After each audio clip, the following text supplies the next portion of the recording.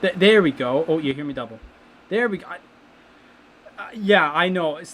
I, you know, the way this week has gone for me, I deserve this. Okay.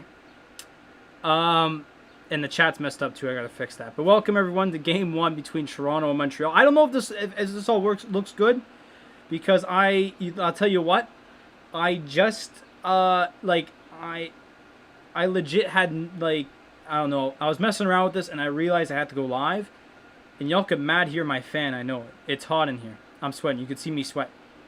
So I deserve all this. But welcome everyone to Game 1, Round 1 between Montreal and Toronto. I will get to everything in just a moment. I will have to fix everything in just a moment. Yeah, there it is. I can't, like, I made, and first of all, yes, I cut myself off because this is how my camera works. But hang on here. I'm gonna fix the chat here. And if I have to revert back to, oh, for Christ's sake, I clicked on the wrong, oh, great. This is already bad. If I have to revert back to a other screen I was on, like, if I have to somehow go to my Sens one, I'm going to the Sens one. That's just how it is, because, yeah. No, Streamlabs for me this week. What I'm actually just going to do is do this. Reset. Yeah, there it is. Chat's going to be really small now. There we go. That's a bit better. Hey, what's going on, Dalen? Yeah, thanks guys for the setup. Honestly, listen, I made this and I was like, I'll use it even though the green screen's going to like fade in and out and my hands go in and out as well, but it is what it is. But no, I'm excited for tonight, honestly. I you know, besides Ottawa not being a part of these playoffs, which some might say is a crime, considering the way other teams finished in this division, it's going to be a bit weird. And yeah, you know what I don't like is that usually when I look at my camera, the camera's like set on my laptop, and I like looking at myself, and I'm looking at myself right now. My face, I gotta fix this. I'll fix this though. Whatever happened to playing the Sens Sickles on? You know what, Dalen? I remembered after we ended the stream. I remembered. I packed up everything, and I said we did not play the song. Welp. So yes, I'm sorry for that. If the Leafs lose any game, I'll be playing. Because I don't think playing it now would be pretty keen. But no, gonna be an interesting night. To be honest with you, I do not have any lines. I don't know where to find lines compared to what we had for Ottawa. The Jordan rules, what?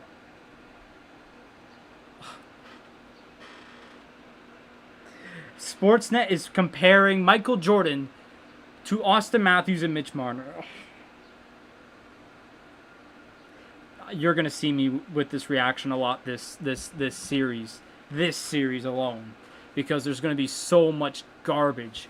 I cannot tell you, but I know for sure on the Montreal side, Cole Caulfield, Jesperi Kotkaniemi, and Alexander Romanov are not playing Game 1. Don't know what Dominique Ducharme is doing, but he is just on some other planet. I can't tell you. I'm trying to get this so I could...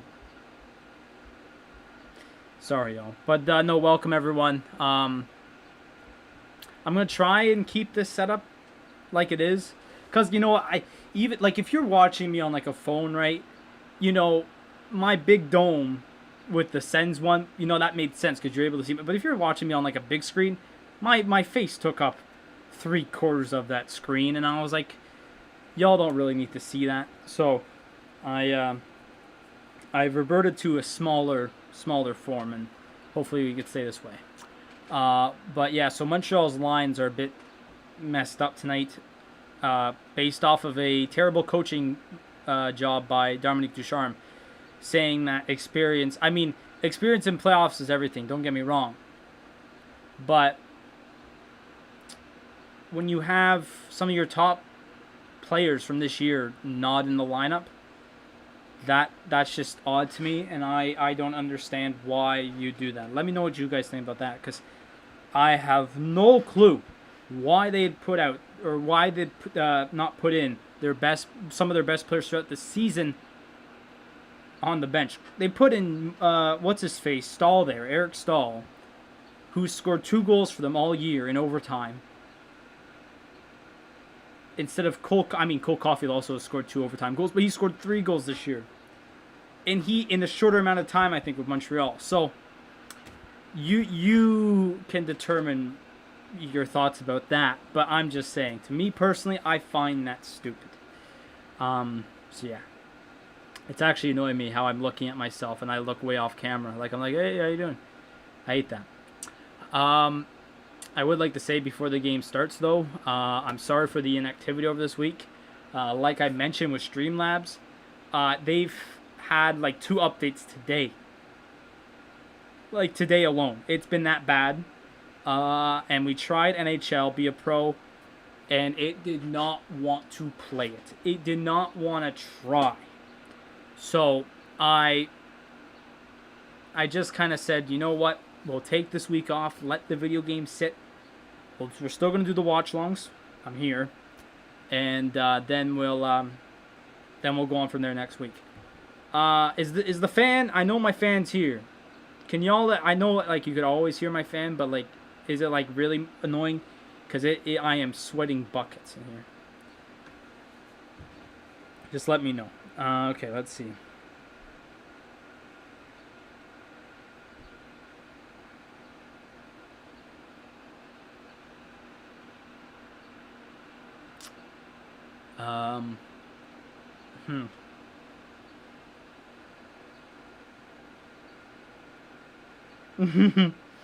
Oh boy.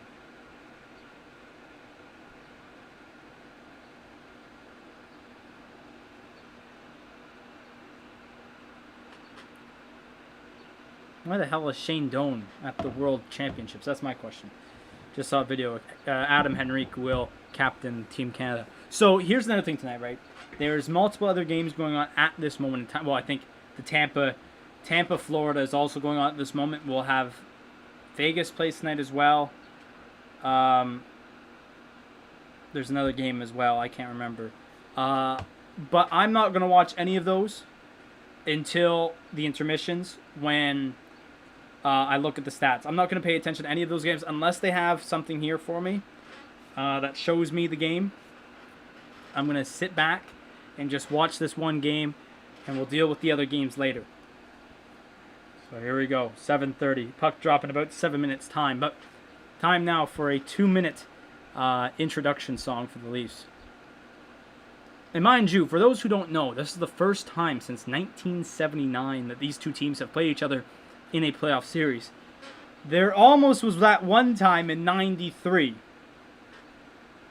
But some guy named Wayne Gretzky decided to play for the LA Kings. And that's how... There's no need to share the rest of the story. Well, might as well. It was also a Game 7.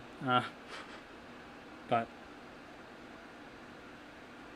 It's going to be a good game tonight, that's for sure. Good game tonight. Teams with classic rivalry. Maybe this will help it. I'll be honest. There hasn't been much Leafs-Habs in the last... Well, obviously, since 1979, there hasn't been much Leafs-Habs. So, it's hard to like, absolutely say... I mean, these guys have a rivalry. There's no joke about it. But, like, a heavy one, like a... Like, to have a heavy one, like a Battle of Alberta, hasn't been like that. I mean, I get it, but it's going to be a good one, man. And even so, I'm interested how Carey Price and Brendan Gallagher do, because they played in Laval. Well, they played for Laval in Montreal a few nights ago, and it was all right. I wouldn't say it was the best hockey, but they're coming back from injury, so they might be ready. They might not be for this game, so... We'll see how that goes, but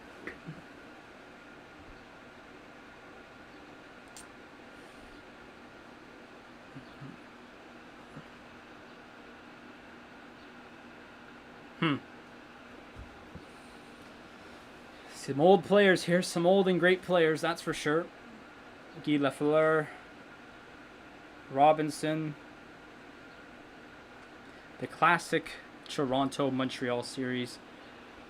Listen, if for people who are a bit older in Ottawa, you know, for those who don't know, is that around Ottawa, in like Belleville, that line there is kind of the gap between Montreal and Toronto. And what I mean by that is, well, first of all, in Belleville, I learned the story in Belleville. If you lived on like the north side of Belleville, you were a Habs fan. If you lived on the south side of Belleville, you're a Leafs fan. It wasn't like it's not gang related. It's not that, but it's like something to that volume. It was like if you lived on the north, you're a Habs. If you're on the south, you're Montreal. And that's up till Ottawa came in to the league, and then some of their newer fans are from Belleville since getting the Belleville Senators as well. But so there's that.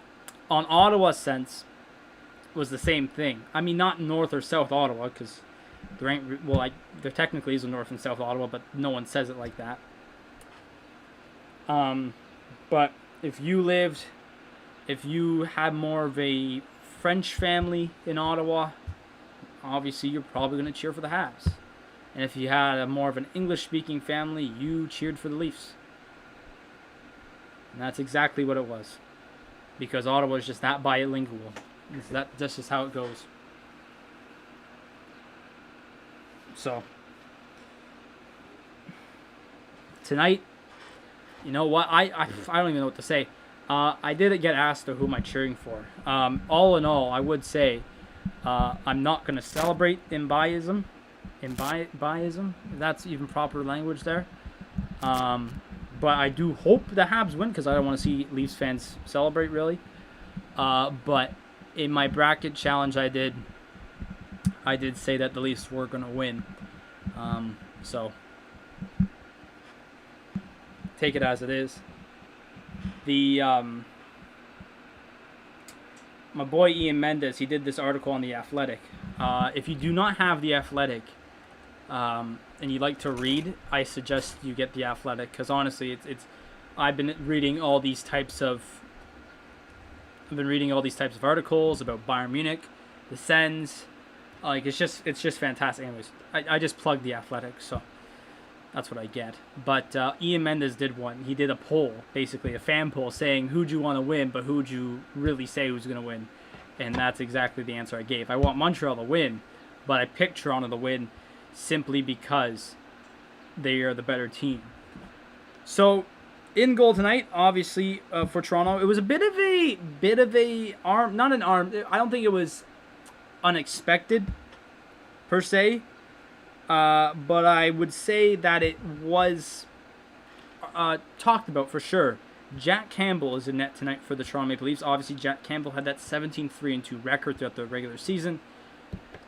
215 goals against and a 921 save percentage. Absolutely fantastic record. For a goalie this year who's technically deemed as a backup for most of the time. So Frederik Andersen is sitting on the bench tonight for the Leafs. That was the question there. Who do you trust more? So their teams are now taking the ice now.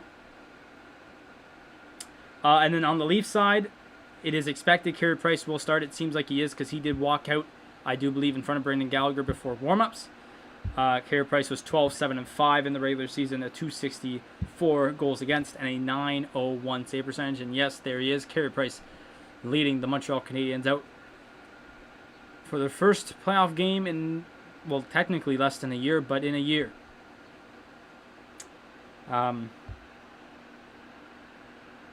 But everything kind of looks towards the Leafs tonight as Montreal is missing some key parts to their lineup, which is questionable on my part for sure. I did say if the Leafs lose this one tonight, I will question how, to be honest.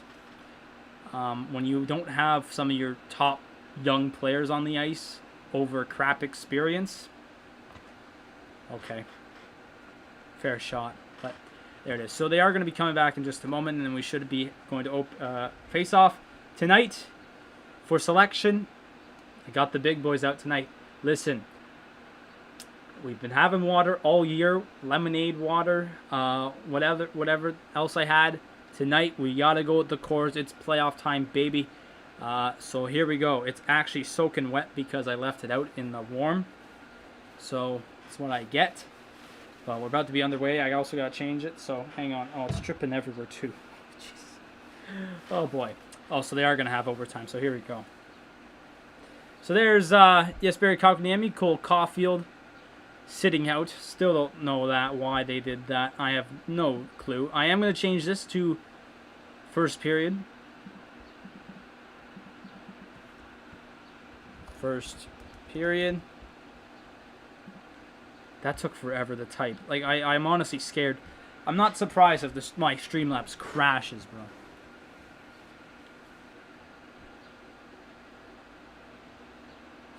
So here's O Canada, but we're going to wait. And I'll crack open the cold one tonight for the boys. And there we go. Nice Coors Light.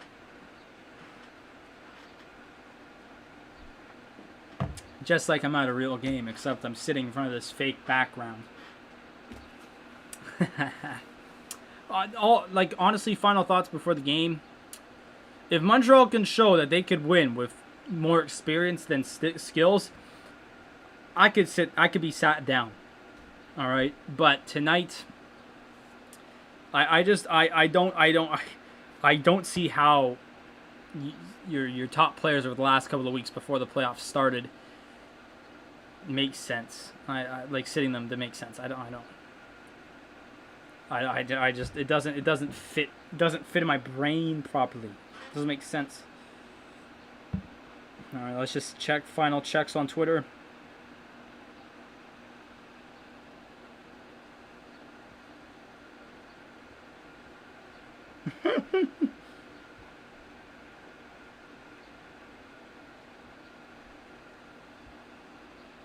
So Canada is now over, and we are about to get underway here. Toronto and Montreal. I'm going to get you your starting lineups whenever I can here. Round 1, game 1, about to get underway. At Scotiabank Arena in downtown Toronto.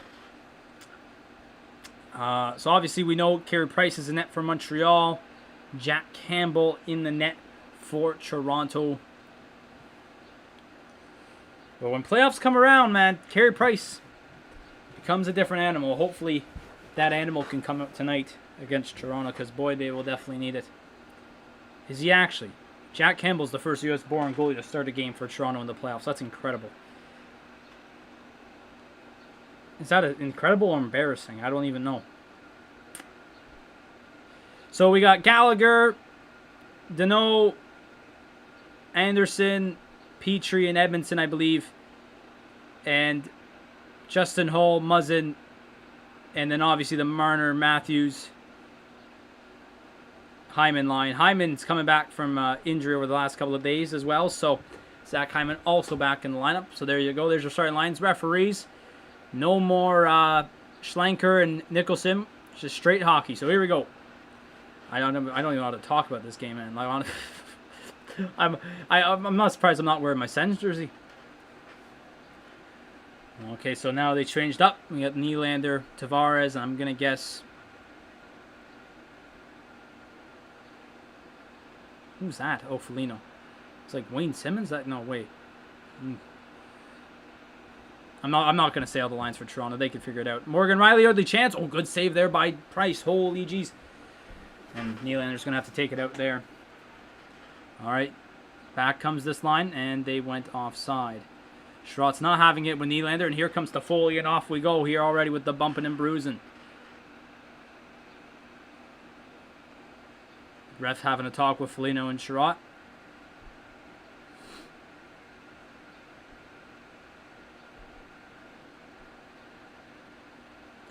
Wait, hold on. Is it now customary for the goalies to be at the blue line for O Canada? Like, do they have to do that now? I don't think they do they? Or is it just... Because I remember Ray Emery stood in the net. Like, he stood in the net. Like, he bent down and stood in the net and looked at basically the net cam the entire time. Like, Ray Emery was different, bro. Like, I think it's preference still. I've never heard. Holy cow. Kerfoot having a lengthy talk with the linesman over face-offs here. I don't know what's going on. But Montreal wins that draw in the neutral zone. And they get it in deep here. I don't have any Montreal memes on my phone, so whatever I send to my school's group chat is just going to be Sens memes. It's just going to be Sens memes. Just meaning for the Habs. All right, here comes Toronto again. Never mind. Montreal dumps it back in. One shot for both team here, almost 2 minutes in, so some early offense going, some early hits as well. Speaking of hits, oh, here's a chance here. Eric Stahl. Oh, wow, what a pass. Oh, what a save. Wow, what a pass there from Eric Stahl into Josh Anderson, and Josh Anderson got robbed by, Campbell's leg. Honestly, though, it was a pretty good chance, but I think Campbell had all the angles there that Josh Anderson could shoot at. So a big chance there for Montreal to open the game. And here goes Josh Anderson and Joe Thornton. I mean, in all honesty, Joe Thornton's, like, he got pushed away. Just back off. Look at this beautiful Eric Stahl. So the guy who a lot of Habs fans are probably not happy with right now because he's playing over Cole Caulfield, almost almost assisted a goal for Montreal. But Jack Campbell played that really well. He played it really well. And we're still tied here. 2 minutes in.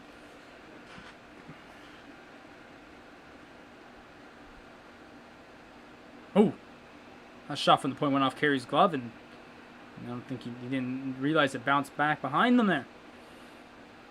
It's actually annoying me how I have to look like dead in my screen. I can't like look at myself because that's what I usually do. Montreal's going to chip it out again, and Gallagher can't get there, but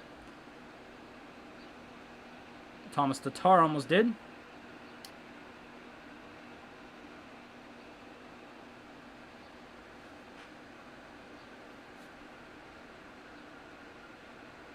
Jeez, really. So Montreal in another midst of a change. Here's Tyler Toffoli, who had a fantastic year, getting paid around $4 million. Incredible amount of money there for Tyler Toffoli. That is for sure. And here we go again. Here's Nick Suzuki missing his buds there. That's for sure. Armia just sends that out of the front. That was a play I would make.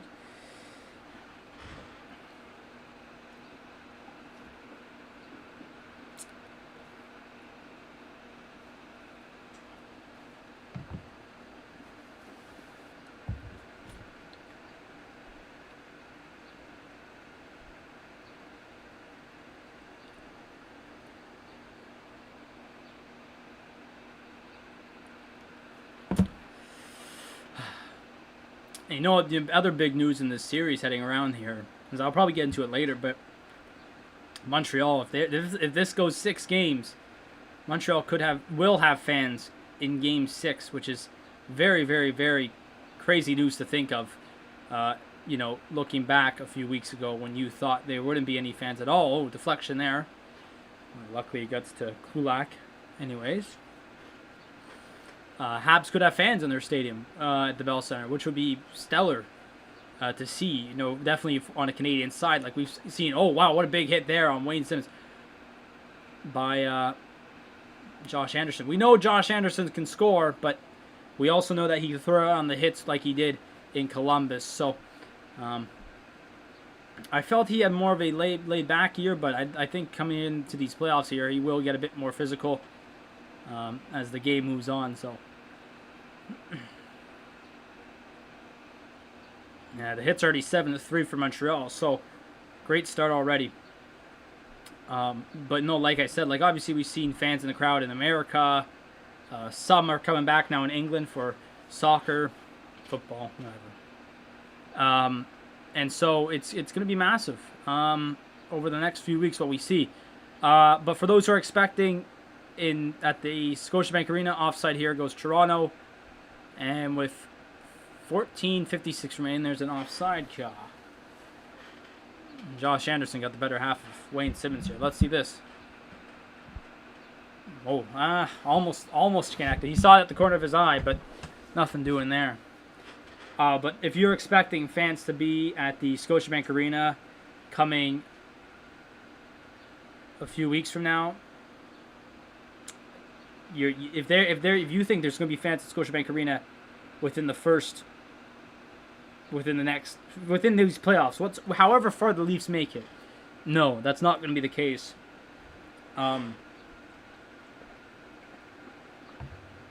Ontario today came out, the government thing came out and said today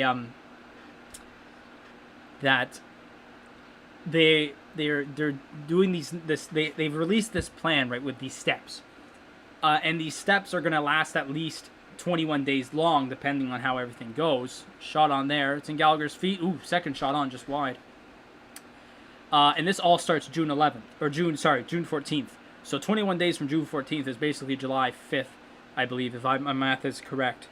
So July 5th is probably about, it's going to be around conference final time.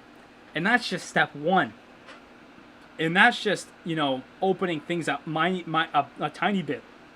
Having indoor gatherings will come in step two. But even at that point, it will be like 5 people indoors or 11 people indoors. So, and then only step 3, it gets to late July. So, if you expect fans to be in the crowd, in Toronto at least, you might not be seeing that. Even in Alberta as well. I mean, I don't know what's going on in Manitoba, but apparently Alberta ain't doing so good as well on their COVID. But, it's promising considering right now is the fact that a lot of people in Ontario are getting vaccinated. I already booked mine. You know what? Fun story. My initial date for my vaccine was June 20th. Last night I checked for some. I was just, let's see if they can move me up. I went back into the booking system. Ooh, tip shot there from the point by Matthews. We didn't go far though. And thing that showed up, bang bang, quick, June 11th. I got moved up to June 11th. Massive stuff there. Here's a quick chance for Marner. Good save by Carey Price. And there's going to be a quick pass here up to Armia and who to dump him, but Armia is going to get around Brody, but I don't know about Riley here. No. So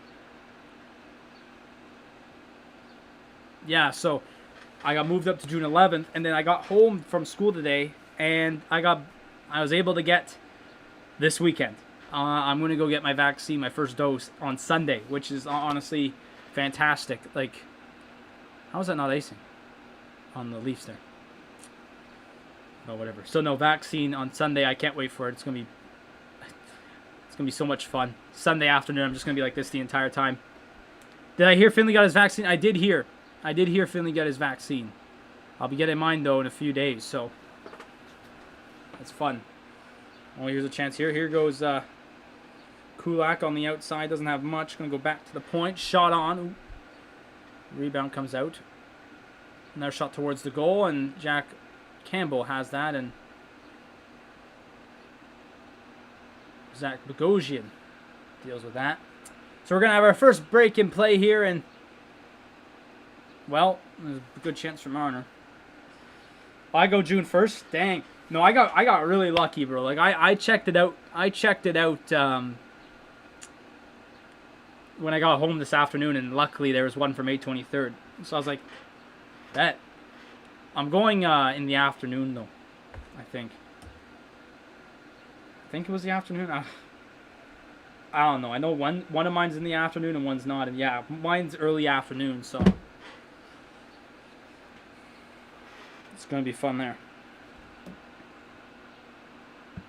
But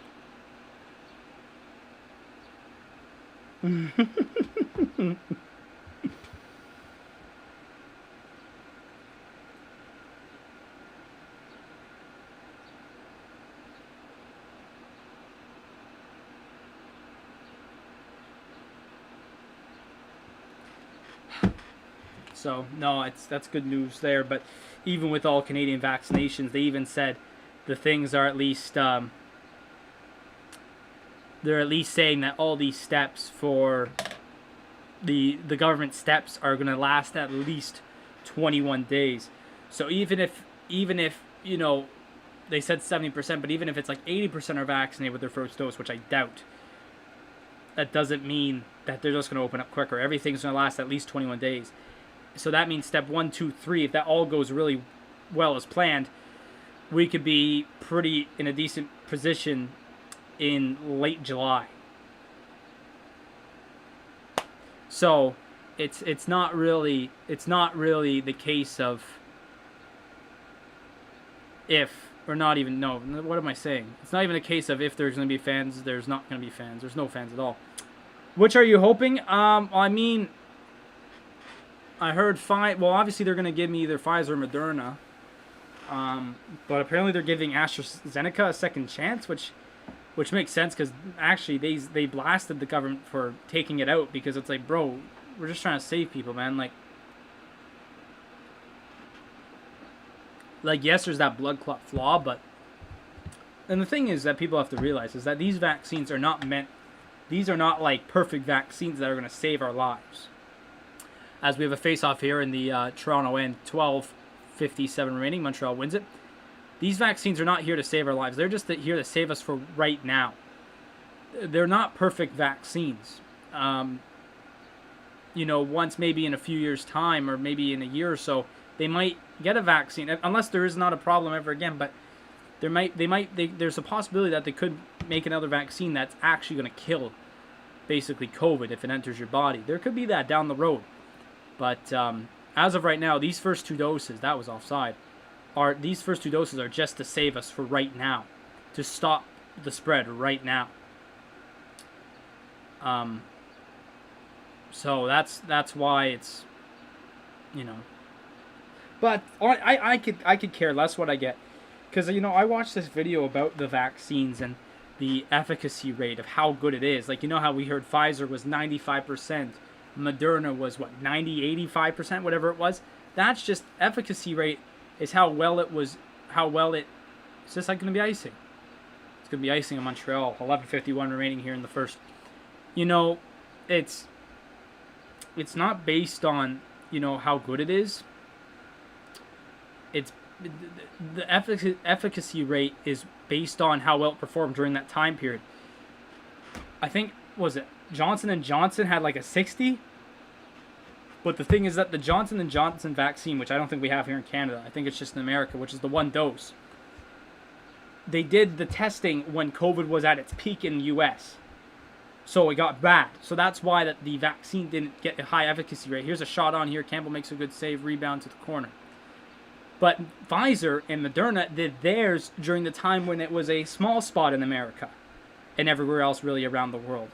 So that's why they have high rates. But I couldn't care what I get. I couldn't care. Here's a turnover here. Here goes Matthews, Marner, and Hyman. Matthews, good play. Wow, that was a really good defensive play by Kulak just to poke the puck from Matthews. Brilliant. But yeah, no, I don't care which one I get. I could care less. As long as I get vaccinated, that's chill. And then I have my second one in the first couple of weeks of September, which I could go back. Lehkonen just tripped over the blue line. And then the ref almost got in the way. But here comes who's this? Zach Bogosian. Shot on, good save carry.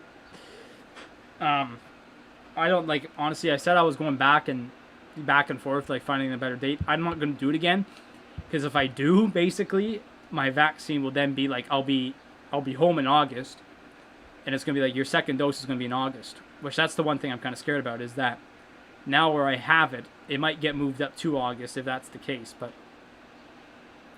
right now the second one's in September, early September, so I'm chill with that. Here's a shot on from Riley Nash. Riley Nash is in the lineup tonight. I think it's his first game as a Leaf, which is funny. Here goes Suzuki into Foley. Suzuki will wind that around. That didn't work out so well. Halfway through first period now, as the shots are currently 8-5 in a scoreless game here against Toronto and Montreal. Just a quick little, preview for the intermission. We're going to get to all the games and kind of what I think about all the series, because we have not done any playoffs yet, so I'm sure y'all want to hear my opinion about the playoffs and what's been going on, because I've basically watched as much as every game as I can. Oh, someone just got clipped in the face by Corey Perry's skate, and we are going to have a pause in play. John Tavares is like motionless on the ice. Oh, Jesus. Oh, John Tavares is bleeding.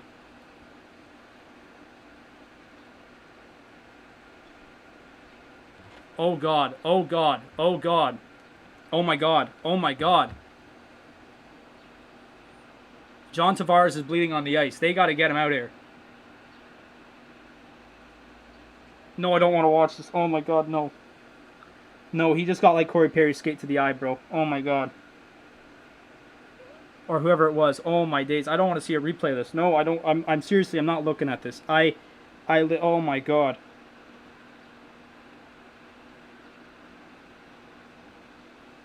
No, I don't want to see this again.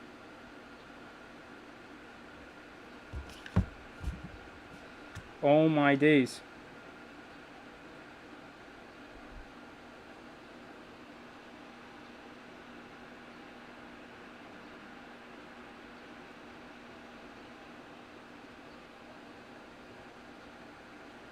I'll give an update to you guys. I'm on it.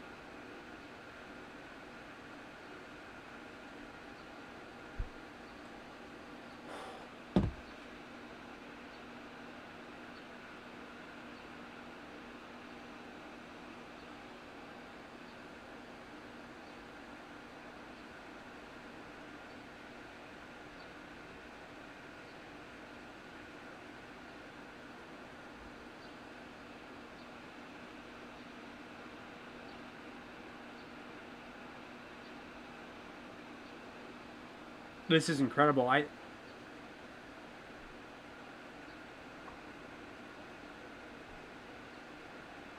They're trying to get him up.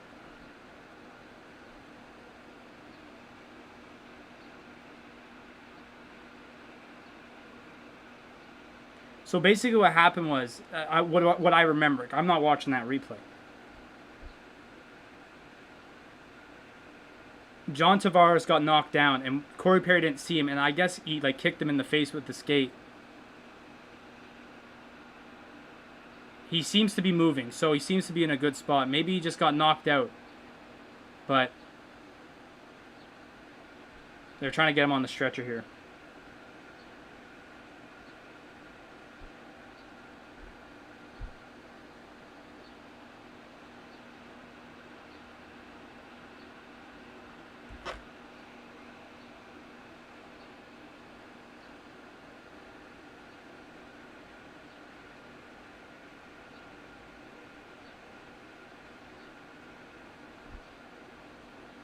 So it appears to be his neck. Or on the chin he got hit, so... Oh wow, the Leafs players, everyone just looks fucking... Oh sorry, pardon my language. Oh my days, everyone looks gassed. No, I don't want to watch the replay again.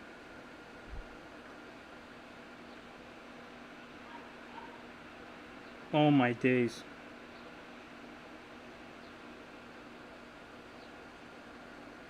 I had a feeling someone was going to be down. Like, I was like, someone's down here. Someone just got kicked in the head by Corey Perry.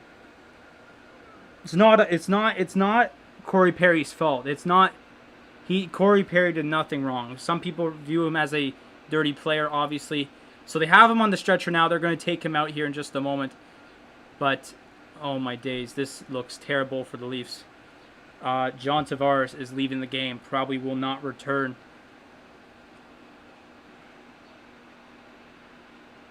He did get a knee to the head, so I doubt. Yeah, exactly that. Hunter King, exactly that. I doubt that John Tavares will probably be back in this series, if anything, because that is a major damn concussion if I've ever seen one.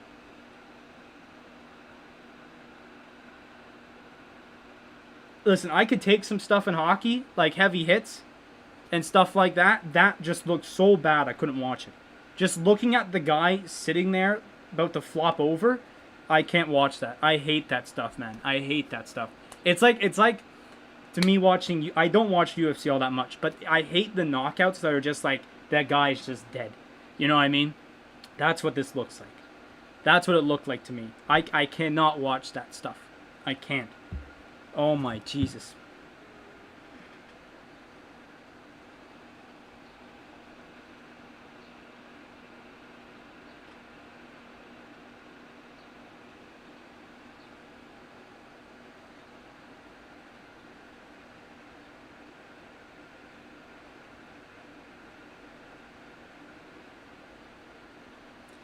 Looks like his eye. Yeah, it's like all I saw was like up here. Oh, because you know too, that's dangerous too. That's the temple area. If you get hit there hard enough, you're done. You actually die. That's proven. If you get hit in the temple hard enough, you're done. So they're gonna move. They lifted him and they're gonna put him on the stretcher. You could just see a puddle of blood on the ground. I'll tell you that took way too damn long. Currently the time is 9:31 in the first period, for those who are wondering, but that is so tough.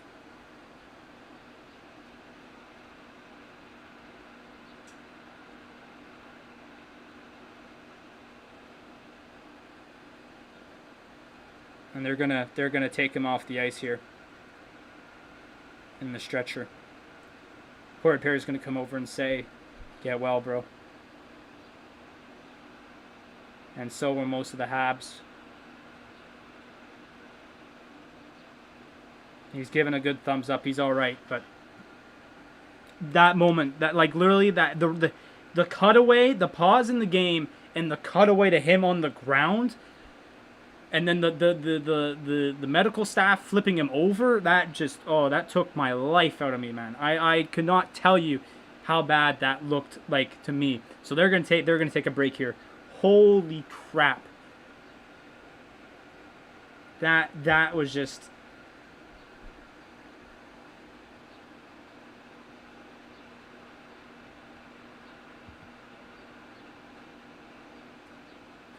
That was just...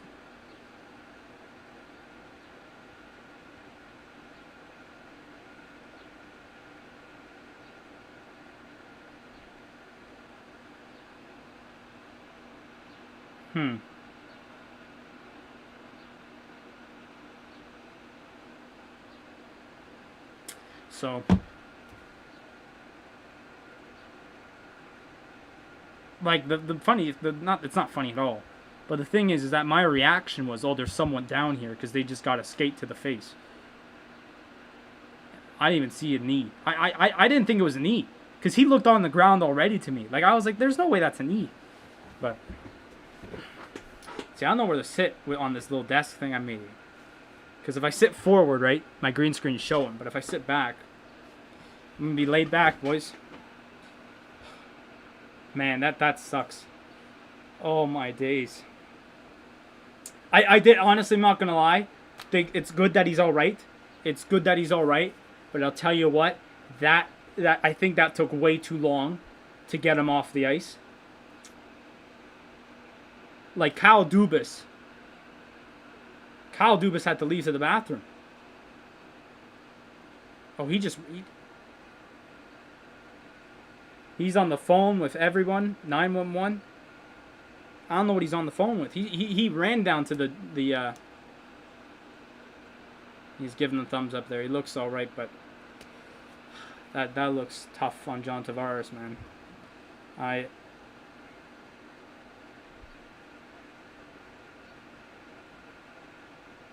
And Corey Perry did go over the say. My bad. So,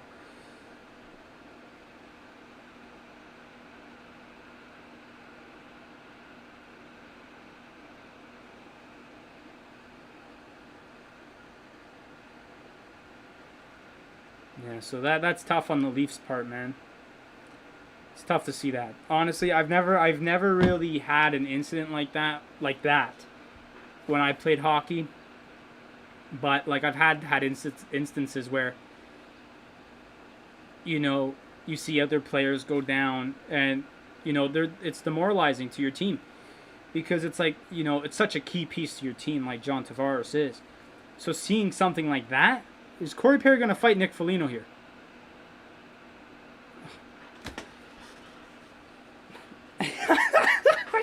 Are you kidding me? Are you kidding me? Oh, my days.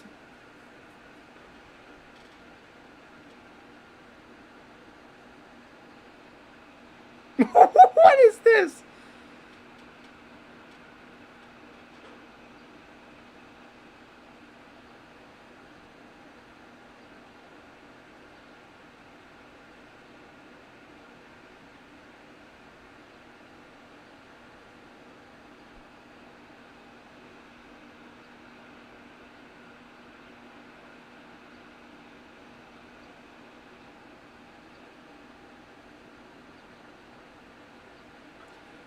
Look at the linesmen were even in on it. The linesmen were even talking. Look, you can see my green screen there. The linesmen were even talking with Perry and Foligno before.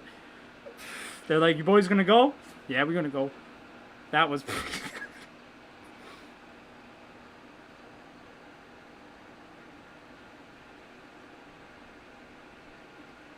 And why is Sheldon Keefe mad now? I don't.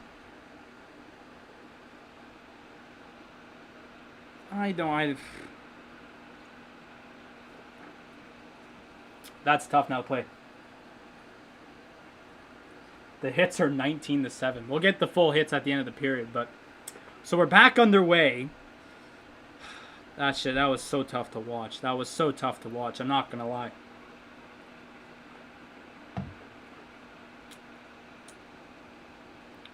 Matthews gets a shot there. Saved there by Carey Price. Suzuki. Oh, nice turnaround there by Suzuki. And here goes the Montreal Canadiens again, but they're just going to dump it in.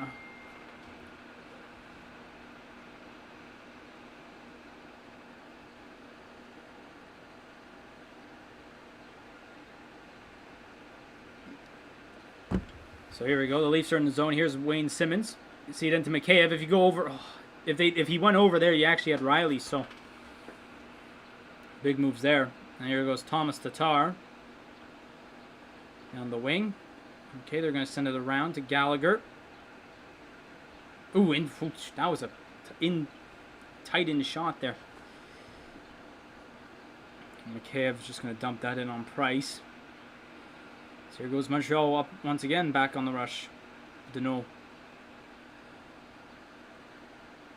Gallagher throwing his body around on Morgan Riley. Broke Morgan Riley's stick. They're having a little talk there. Here comes Joel.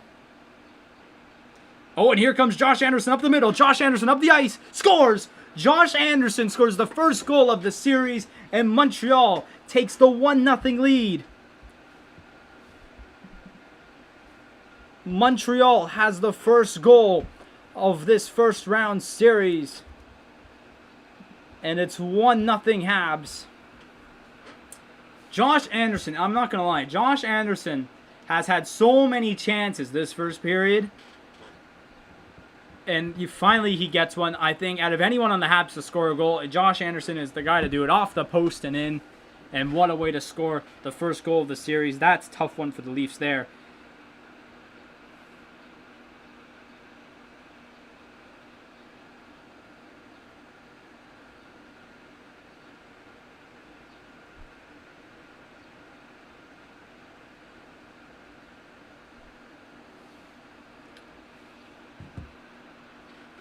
As now the Leafs got to get back into this game.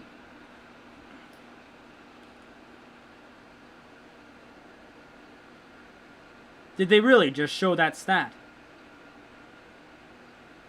They just showed a stat on the TV saying Montreal won their last 8 playoff meetings. In the 70s? Give me a break.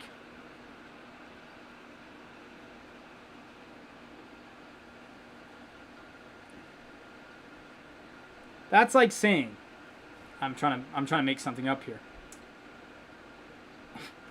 I'm trying to make something up that makes some amount of sense. It's like saying if Ottawa and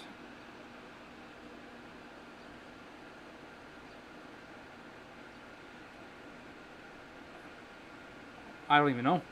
That's like saying if Ottawa played a team that they played before in the playoffs back in the early 2000s. That's like saying that they're better than them. I'm like, no.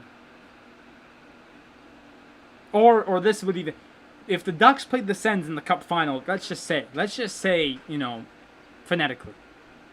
That's like saying let's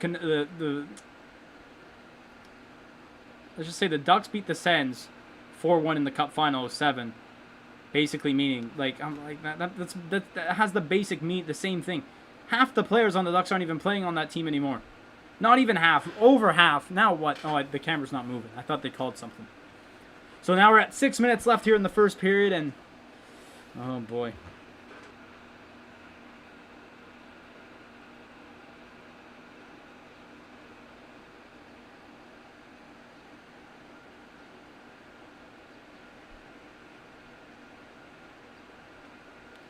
And there's a puck that gets bounced in the corner. Carey Price tried to cover it, but that didn't work.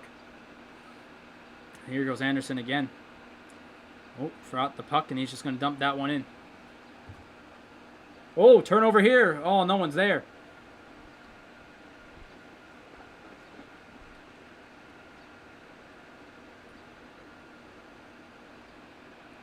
Oh. Here's Ben Sherrod around the bend. In front, that gets blocked by Bogosian. Sherrod again, shot on there. There goes Paul Byron battling. That'd be Paul. Who the hell is playing with the wrong side of the stick?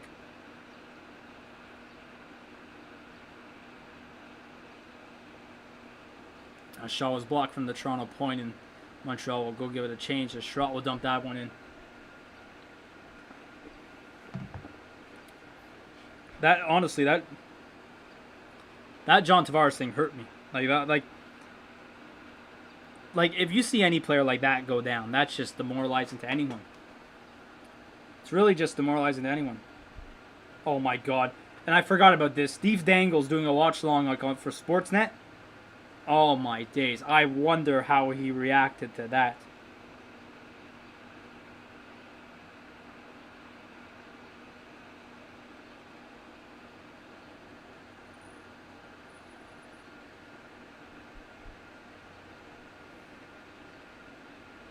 Hold on, I'm looking at the setup here on my YouTube.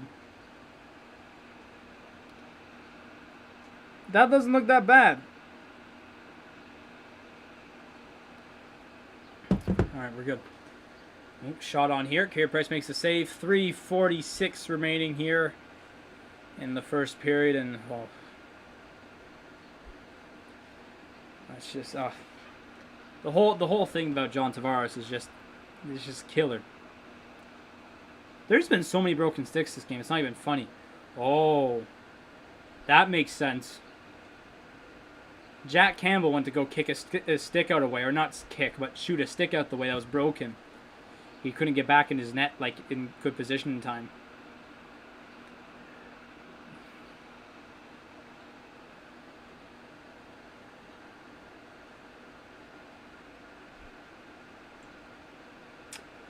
Coming up in the intermission, obviously we're 4 minutes away or so we still got a bunch of time, but we will be having all the scores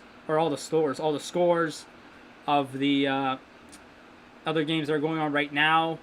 Also, you could also get my opinion of the other series that have been going on. Also, Tavares, oh jeez, that's worse than mud. Tavares is worse than in the mud. That's he's out for the series, man. If he comes back, if he pulls a bloody Kevin Looney 2019 Finals, Raptors Golden State, when they said he was a gun for the series, and then he came back and played Game 5 or Game 6 it was, I don't even know what it was. If they pull a Kevin Looney on me, I like a new setup. Thanks, bro. Thanks, Stuart. I gotta fix it around though. I don't, because the thing is, Stuart, I know I'm looking right at the camera when I'm looking at myself and any other screen I got, but this one I'm off to the side, so if I'm looking at myself right now, I'm off camera. But if I look right here, I'm looking at the camera technically. So I gotta change it around. I gotta reverse the screen basically. I have to flip the screen somehow. But that'll be for next game. I will still have all the other ones for the other Oh, I don't want to see this John Tavares thing. I don't want to watch this, bro. There's probably an update, so I can check my phone. But I don't want to watch this. No.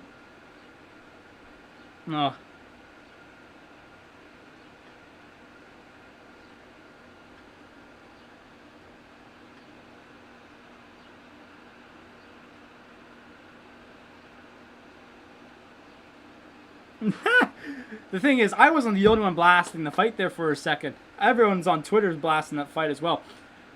Oh, chance here for Montreal. No, dumps it back in here for Montreal. Game's back on, by the way. Sorry, I was on my phone. But, ooh, Hyman has a chance here. Oh, good turnaround by Hyman. Oh, good save by Carey Price, though. Audrey, what's your... Audrey's got an owl, man. That's an owl. And that might go for icing. No, it's not. No icing here for Montreal.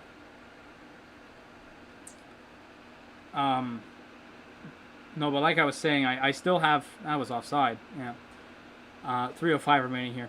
I was going to say that we're still going to be using all the old setups for Bayern games and Sens games for right now.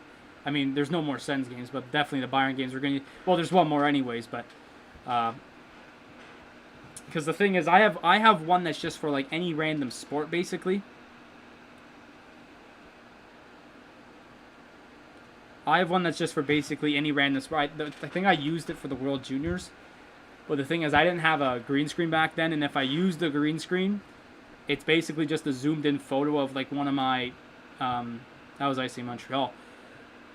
It was just basically one of my zoomed in photos of my my YouTube banner.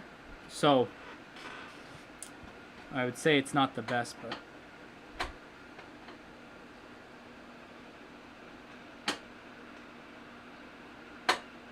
sorry, I'm messing with my chair.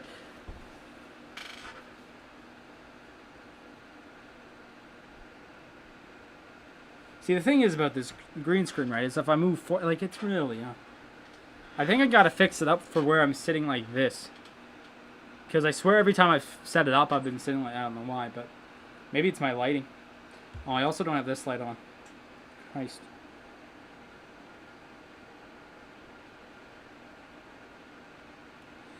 Here comes Jake Evans breaking it up. Will this be better? No, okay. Thought it would be, but anyways. So writing down 2:15 remaining here.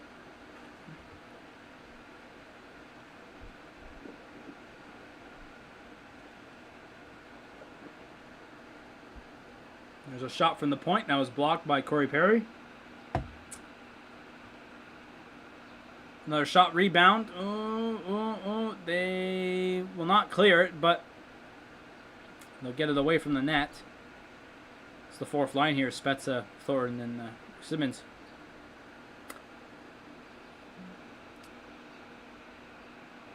Oh.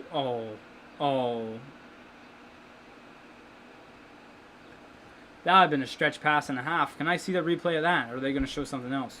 Yeah.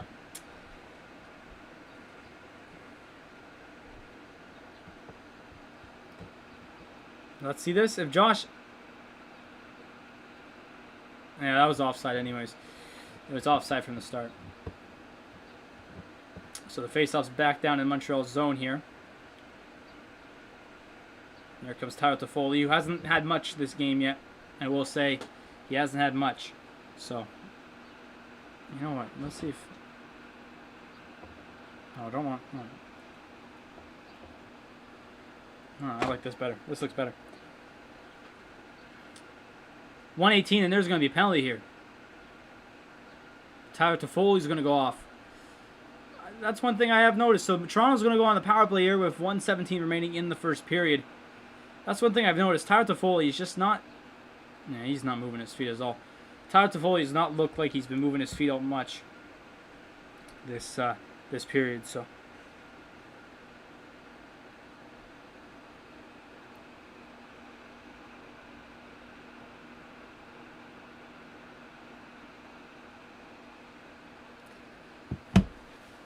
they're going to wait to take the face off here. Linesman saying, okay, we're good. So Leafs power play, and Joe Thornton's going to get kicked out of the draw.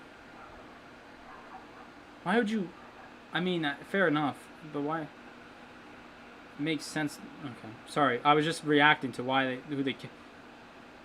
The Morgan Riley was just on the last shift. That makes sense of why Sandin's also.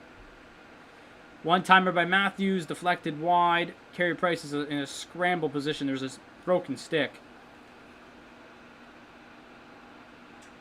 Shot by Matthews here. That rang off the post, it seems to me. Another chance, Montreal.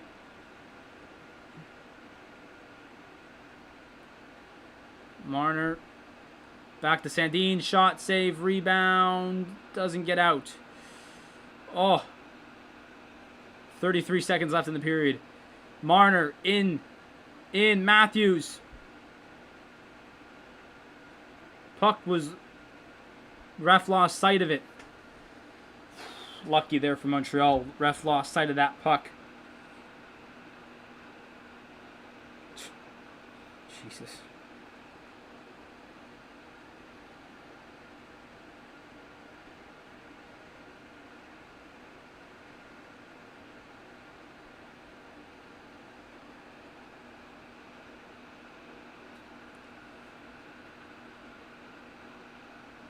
So 27 seconds left here in this period. As if Montreal could, I wouldn't say that's the. Oh, maybe it is the best clearance. Maybe it is. Maybe it is. Oh my days. Oh my heavens. What a chance that would have been for Montreal. But that should do it here for this first period, as it will wind down from 5 here. So the Leafs will head into the intermission here, as it seems, with 43 seconds of power play time, but oh my days, not without an emotional roller coaster of a period, as it's 1-0 Montreal after a Josh Anderson goal.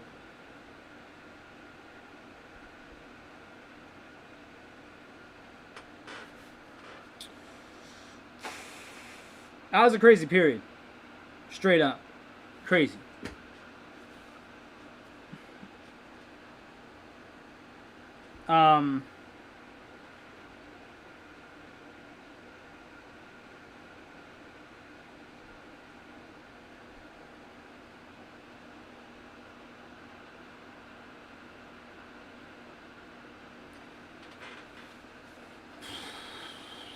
I'm still shocked and stunned by what happened to John Tavares.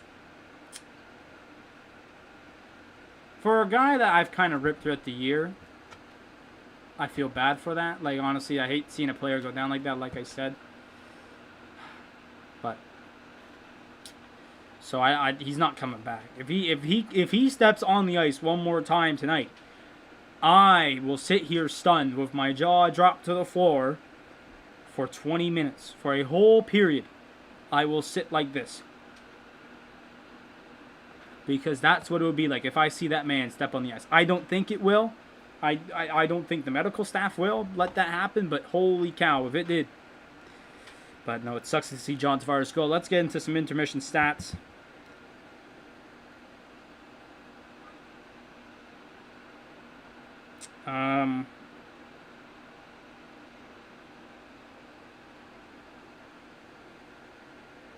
I'm just seeing if there's any news.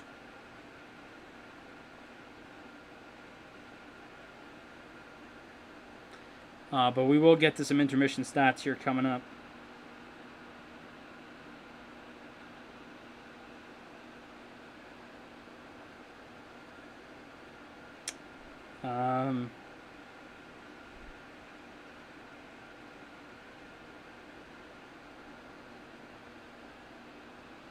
Sorry here. I'm just trying to see if there's anything from Leafs Communications. Leafs PR. Oh. Leafs. No, nothing there. So there's no news yet on John Tavares. Although I will probably... there will probably be news by the end of the game. At least sharing something. Because usually in this situation, if something like this happened now... I mean more of a minor injury. But like something like this, Sheldon Keefe will be updated this intermission. This intermission will be when Sheldon Keefe gets news of what happened to John Tavares fully, and where has he gone, which will probably be the hospital down the road. Yes, my arm's cut off just because that's how the screen works. But no, let's get into some intermission stats. So at the end of the first intermission, obviously the one goal came from Josh Anderson. 12 minutes into the, well, more like 8 minutes left in the period, really, just after the John Tavares injury, which kind of already, it was just a tough blow overall. The shots in that period were 14-13 for the Toronto Maple Leafs. The Leafs had a lot of shots in that power play, and they still have 43 seconds heading into that second period. So we'll see how that all goes. The faceoffs, though, they have gone Montreal's way, 13-5. It's looking like a Sens game here, boys and girls. Power plays, none for Montreal yet, and obviously the Leafs still have their one here, so nothing for right now. The hits, 28-13, so Montreal definitely being a bit more physical than Toronto, and hopefully this is all good. This is definitely an Elliot Friedman moment here, so Elliot Friedman will probably say something.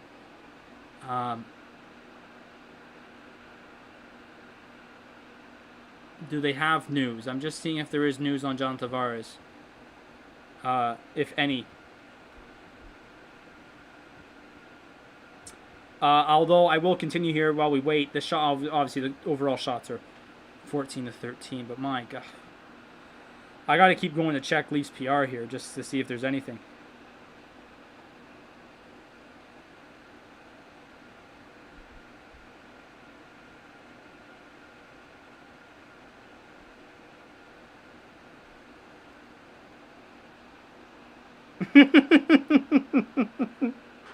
Sorry, there's a tweet here that says Sportsnet stop showing the injury challenge.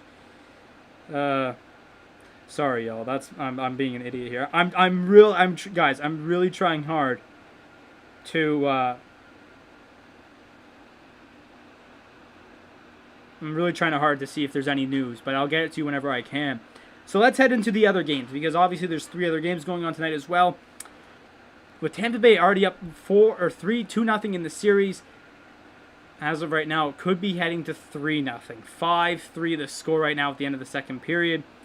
Although it did start good for Florida. Sam Bennett scored 4.5 minutes in, coming back from that suspension to score his first of the playoffs. And 3 minutes later, Radko Gudas scored to make it 2. But here came the Tampa Bay Lightning in the second period here. Sorelli scored 2 minutes in. 3 minutes later, Ross Colton scored. Steven Stamkos then also 3 minutes later. So it was 3-2 within the first 8 minutes of the period. Well, Florida came back. Alex Wennberg scored on the power play with 8 minutes to go. But then just 2 minutes later, Braden Point scored. And then 4 minutes later, Alex Killorn scored to make it 5-3. If this series is a sweep for the Lightning, you know what? I kind of realized this. I realized this at the end of Game 2. Florida is like that Florida team who made it in 2015 and got eliminated by John Tavares in the overtime in Game 7. They're a good team, but they don't have a lot of playoff experience per se. Yes, Keith Yandel. Yes, but if you really look at that team, how much of that team has superb playoff experience? You know what I mean? Or way more experience than some other teams, right? And especially against a team like the Tampa Bay Lightning. I will say it's just a tough matchup for Florida because they are such a great team. But I don't know. Another is what's his face in that? Yeah, Drieger. That's another thing too I realized about Drieger. I realized about Drieger. They're showing the John Tavares thing again. I don't want to look at it. Was Chris Drieger, to me, is kind of like an Andrew Hammond. He has never been able to get, as a starter position. And this is the first year he has, kind of. Which is why I kind of question. I'm trying not to look at this John Tavares thing, because it scares the shit out of me. Sorry, kids show, but it does. So, Chris Drieger's been iffy to me. That's why. So, I'm not surprised that it actually ends in a sweep. With 3 minutes and a half left in the second period, the Pittsburgh Penguins are currently up 2-1 on the New York Islanders. Why do I always say Nashville Predators when I think of the Islanders? Whatever. In the first period, Chris Letang scored 2 minutes in. Then Scott Mayfield in the second period scored halfway through the period. But then just 2 minutes later, Jeff Carter gave Pittsburgh the lead once again. And that is where we stand right now. And that's actually being played at the Vet as well, the Nassau Vet. So, pretty interesting game there. I don't know how the hell it's not going the Islanders' way. But I'll tell you what, there's one game left tonight starting in an hour's time. The Vegas Golden Knights will be taking on the Minnesota Wild. That series is tied 1-1. Obviously, Vegas won the last game, and Minnesota won Game 1 in overtime.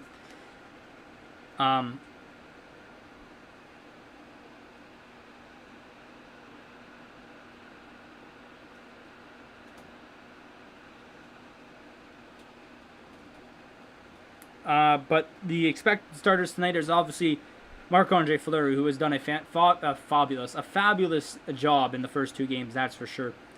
So Marc-Andre Fleury will probably be the starter, and also Cam Talbot, who's also done great this series as well. So I'm not surprised if that doesn't change. So there you go right there. Over in some other sports, currently the Toronto Blue Jays are losing 5-3 to the Boston Red Sox. The terrible top of the second for the Blue Jays have led to the 5-3 losing right now. Over in the NBA, obviously they're in their playoffs, the play-in tournament. The Washington Wizards are currently up 40-34 on the Indiana Pacers.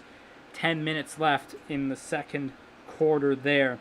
Nothing from soccer today, really. It was a kind of a quiet day in the soccer. Obviously, with the weekend coming up, there will not be games really until the weekend, and obviously we'll be doing our Bayern Munich watch-along on that Sunday, or on a Saturday, sorry.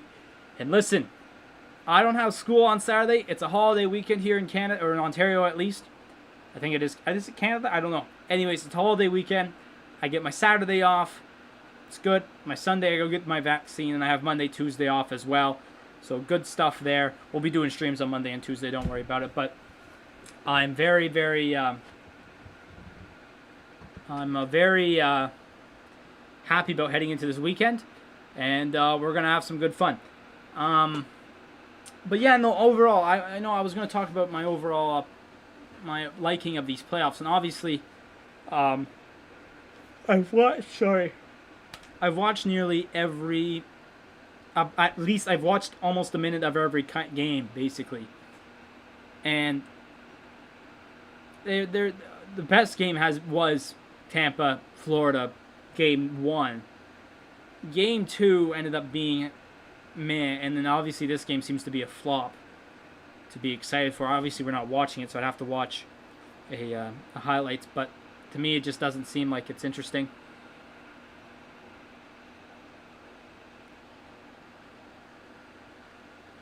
And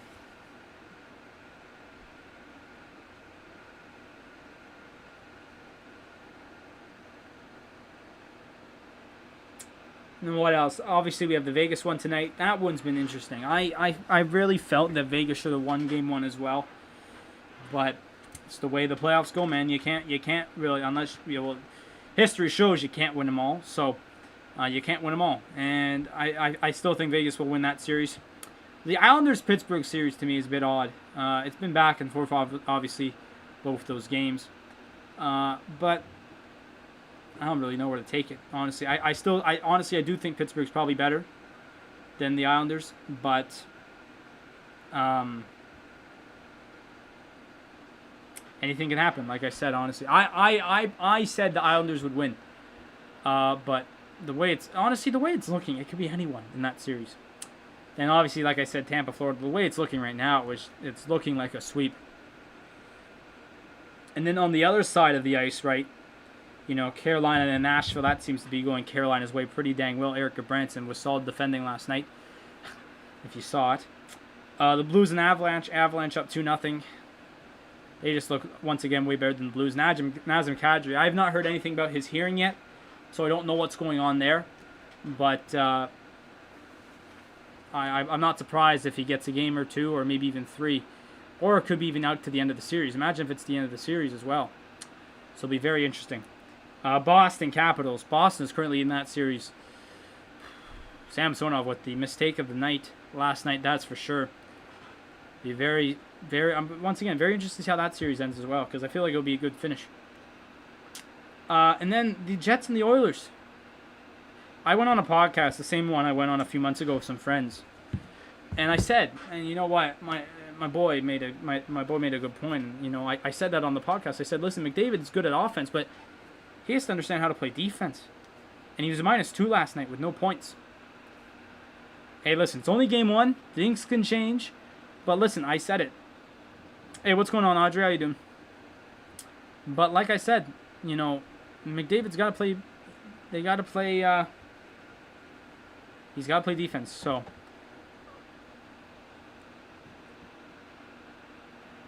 Anyways, so we'll see how that series goes as well. But I picked Edmonton. They should bounce back. But.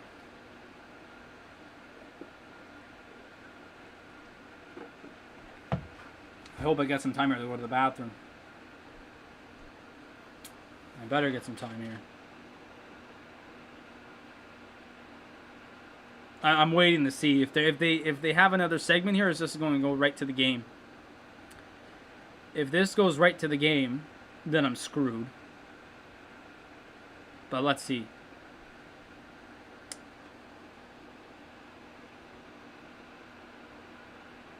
Okay, it says first intermission. Okay, I'm quickly going to go to the bathroom. Slinks, I see your question. I don't have the thing for I'll be back in a second, but I will be back in a second. So hang on.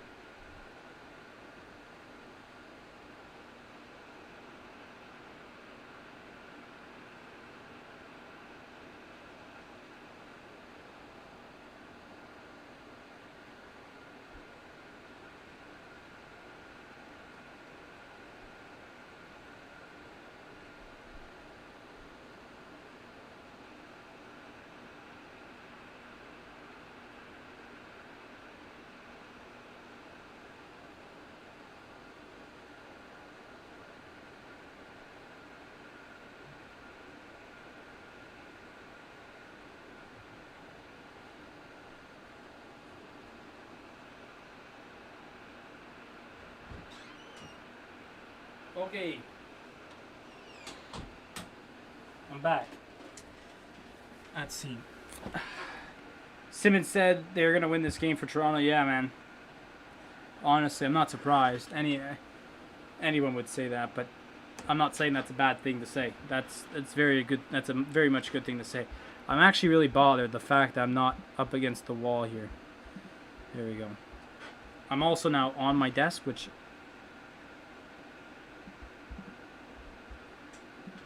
Hang on, y'all. I'm just fixing me around here.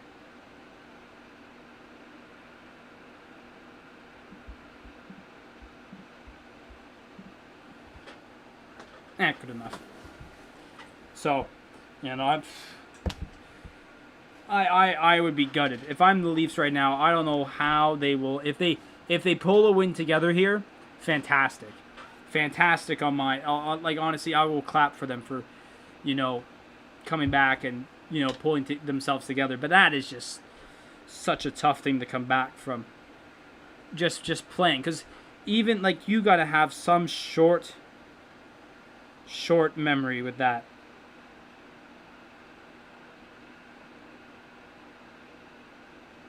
But man, so we're back here for the second period. 1 minute left before the second period. But man, oh man.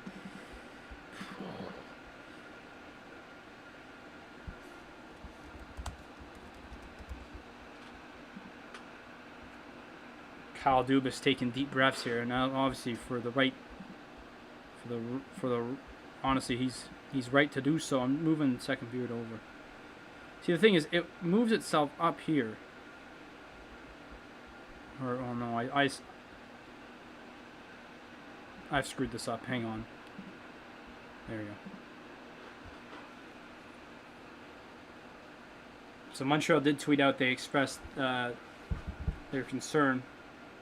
Oh, can you stop showing the replay? For the love of God. Okay, now it's making me angry. It's making me angry now. I know it's a terrible, terrible thing. But they have to stop. It stops here. Sportsnet.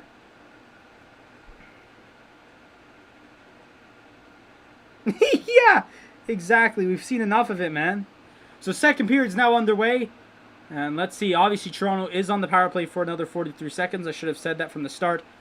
If the Leafs lose, yeah, honestly, Slinks, do you think he'll be out? Like, because I honestly, I believe he's probably gone for the series for sure. If they pull a Kevin Looney versus the Raptors in the finals 2019, I will drop my jaw onto the floor. But I think he's out for the season. I think he's out for the series. My buddies that I go to school with have said the year, even next year. Obviously, we need the full diagnosis of this, but just from what I saw and what I've heard, I'm definitely saying minimum this series.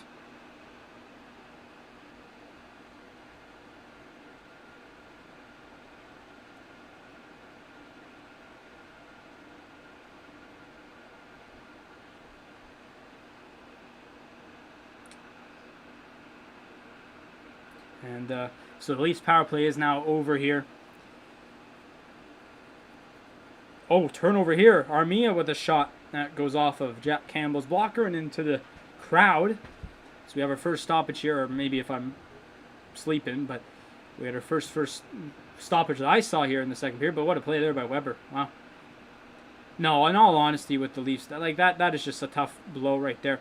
It's the same thing as when Carey Price went down in 2014 with the Habs. Same thing. And even in 2013, right? They lost them in Ottawa. Because Ottawa, when they went to overtime, exactly, that too. When Kevin Durant went down in the finals. Ooh, but you know what? I don't think this is any moment where people are cheering. Or Blake. Or not Blake. What's his face there? No. I'm forgetting his first name. Are they looking for out of play here? Justin Hall might be going off here for a delay of game, or is it Edmondson? Let's see. Oh, high stick. Yeah, that went over. He tipped that over. That's a penalty.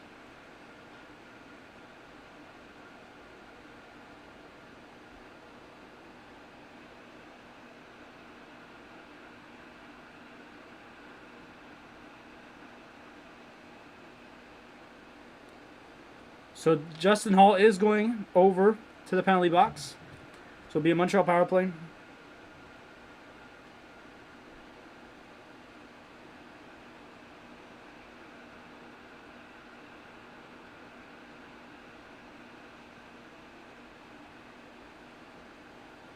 So there will be a power play here for Montreal. I forget his name. I honestly forget his name. Oh my God. Klay Thompson. It was like Klay Thompson went around. Like no one was cheering. And it's a detriment to the Warriors. Ooh, they tried to do a seam pass there to Foley. That didn't work out. Now here's that puck bounced perfectly to Kerfoot. But luckily, there goes Montreal the other way. Get onside, Corey Perry. That was offside. Well played there by the Toronto defense.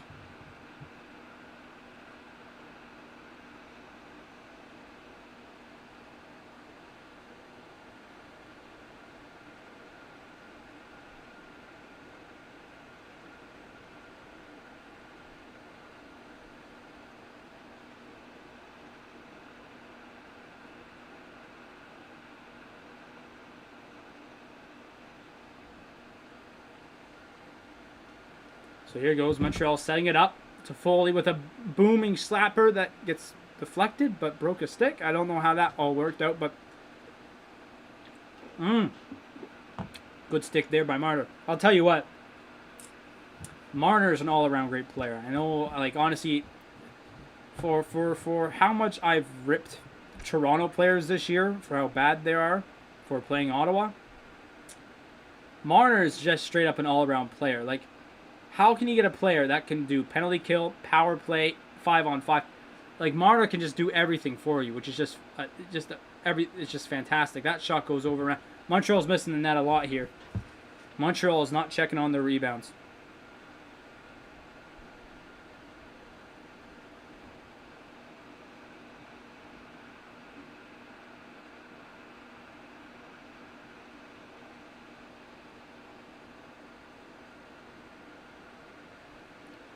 And that's what happened here. 27 seconds left in the power play.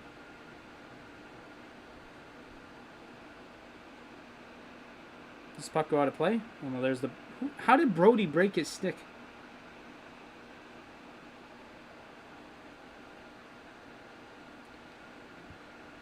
I don't know how Brody broke his stick there. So 27 seconds left. We're nearly 3 minutes into this period. As Montreal wins another draw. Anderson, Armia, Stahl, Tatar, and Weber on the ice for Montreal here on the rest of this power play. Now here goes Mitch Marner. Mitch Marner and who? Turfoot have a breakaway. Marner. What a play there by Anderson. What a play there by Josh Anderson. Josh Anderson has been Montreal's MVP tonight, that's for sure. What a play on the back check. That is a play I love.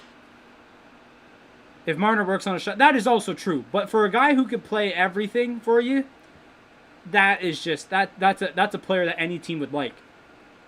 A player who can be listed as an all-star, who could play on the power play for you, who could play on the penalty kill, who could play really good 5-on-5 on your top line, basically. Or on your top line, not basic. There's no basically in that line. You know, that is just superb of a player right there. Oh, a bit of a half-dangerous hit, I'm not going to lie. Montreal's got numbers here. Tar turning back. Power play's over, by the way. It ended a few seconds ago.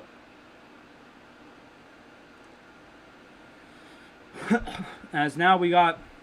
Who's playing with Foligno and Nylander now? Because it was Tavares.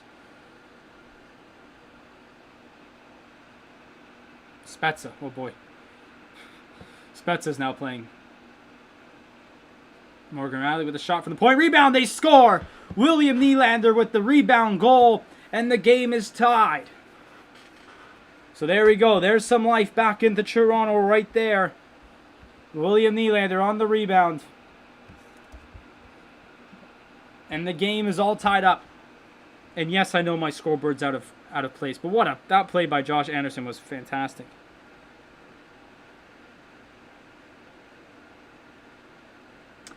Look at this, right on the rebound. No one picked him up. No one picked him up. He was wide open. Simply no wide open. We have Kulak. Kulak got Foligno. That's Sherratt's fault, bro. That's on Ben Sherratt. He let Nylander take that spot. That ended up just being Nylander's spot. I mean, Sherratt wasn't even in the right place, but you got to have that, man. That's going to be icing on Montreal here, too. Right off the gate. So nearly 5 minutes into the second period. The game is all tied up at 1, and we're back at it here. Still trying to see if there's any...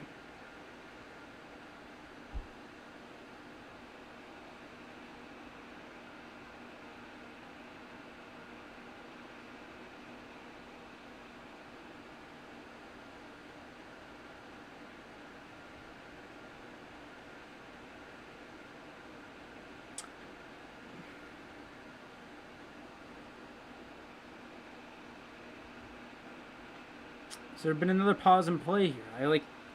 For what happened to Tavares, honestly, I could totally agree with that, bro.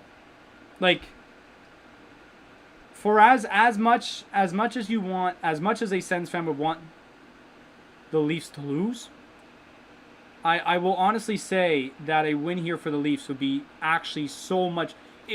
Just think about, if you really think about it, think about how much this would suck to the Leafs' not mental capacity, just their mentality right now to this series is if they go down tonight as well.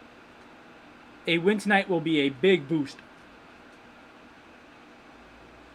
What am I watching here in the corner now? So,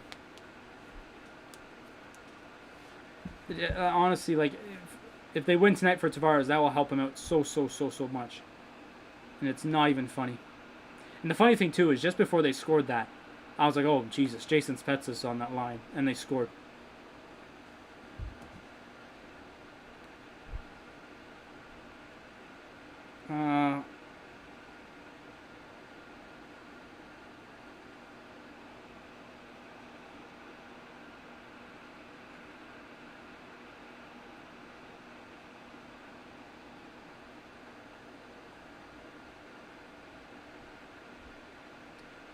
So we got 14 minutes left in this period now. I'm still trying to find.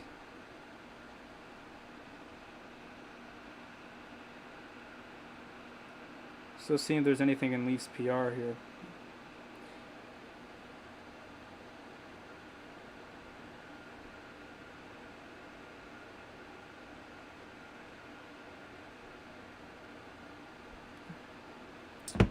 How am I watching here? You know what? This lighting's actually better now. Like I could, well, maybe not. I can lean forward a bit now. I don't have to sit, lean back. My back's gonna like break in here in a second. Like my. So there we go. We got battling behind the Leafs.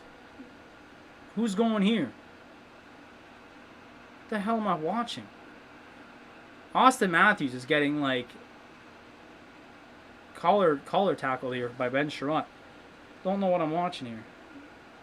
I think Sherratt's going to the bench.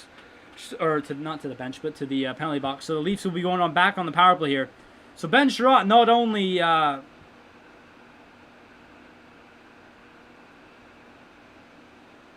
caused basically that Montreal goal, he's now going to the penalty. Let's see what happened here.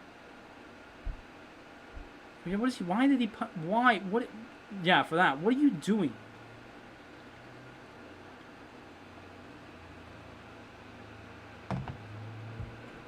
So Leafs power play after the break. Let's see if I can fix this too. No. That looks better, eh? Pretty sure it does.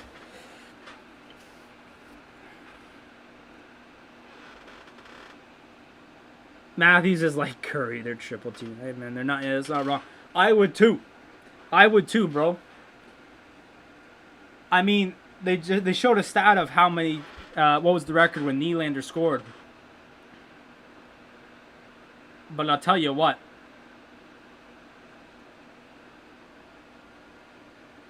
I'll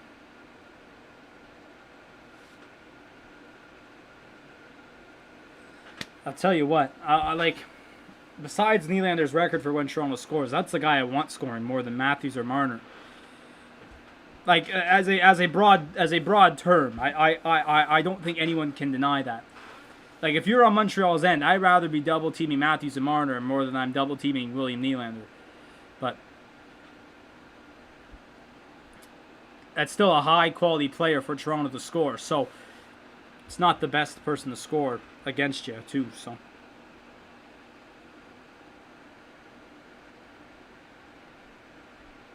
Oh, Bobrovsky's back in net for... Wait. Did Bobrovsky just get put back in net for... Here, hold on. Quick check. Sorry, I was checking Twitter. Oh, he did.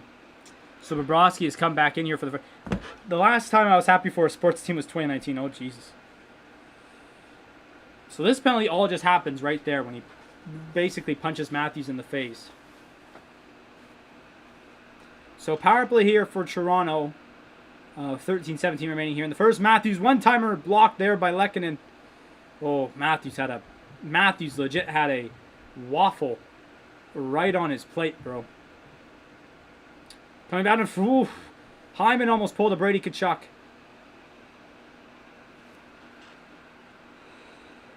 Okay, I'm surprised Sandin's on the first unit. I think it would be more Riley to me, honestly. I like. Matthew, Jesus, what curve does he have that he just did that? Like, I'm not surprised that Sandin's on the first pairing, but I thought it'd be more experience on the first pairing. Like if you think about it, look what Ottawa did. They put Chabot and then they put Brandstrom, right? Or Wolanin, a bit less of a experienced offensive defenseman. So, I mean, Riley, I wouldn't say is like full offensive. Like, he's more of a two-way, but Sandin, I would put on the second pairing. I'm not gonna lie, but hey, it's working out so far. You gotta just go through, Oh, now I got the second unit out here. So no, never mind. Wayne Simmons. So who changed here? I don't know who changed for Toronto. Nylander and Simmons are on, but back to Nylander again. How did you miss that? They left the zone. Offside here for Toronto if they touch it. They did blow it dead. How did Nylander miss that?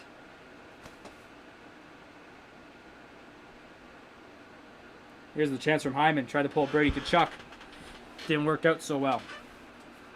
Then let's see this. Oh, no. This is the Matthews shot that, got deflected. I was going to say, that man has a curve that a demon could ask for. And let's see this chance by Nylander. It wasn't a perfect pass. He had the wide open net. He had the wide open net. Huh.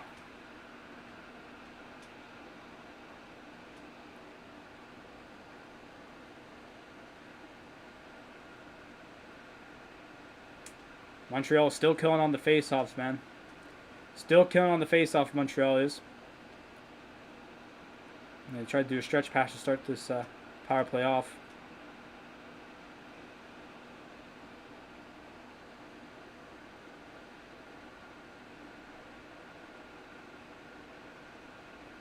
Oh, that got by Nylander. 20 seconds left in the power play here. And then Toronto's going to try and get one last little rush here. Morgan Riley breaking in. Ooh. Deflected, went to the corner. And down the ice. And that will do it. So the Leafs go 0 for 2 on the power play. Now here's Tyler Toffoli finally showing his legs today. Well, that pass by Spezza wasn't the best. They didn't even have a shot? Oh my god. I didn't know that. I actually thought they had the shot. So technically, like, I'd say you know what? If that was Ottawa's power play, I'd be happy if that was Ottawa's power play. That's the thing. Like, I'm here about to say that power play was horrendous. Or wasn't that bad. But I guess technically for the Leafs, that was horrendous. Didn't get a shot off. Haha. That's funny. No, that was still a good power play. Don't get me wrong. They just didn't get the shots off. So we're almost halfway through the second period here.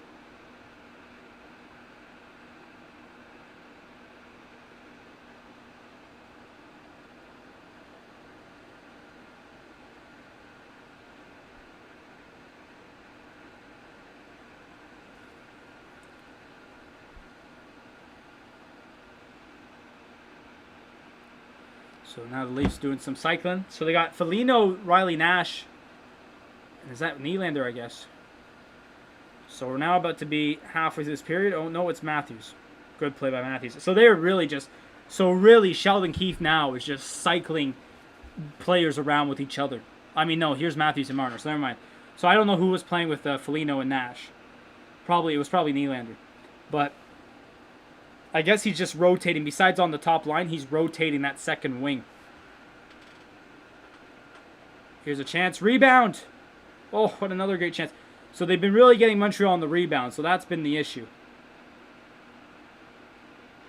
That's been the issue I find for Montreal. So Toronto, if I'm Toronto, I'm getting pucks towards the net and bodies towards the net.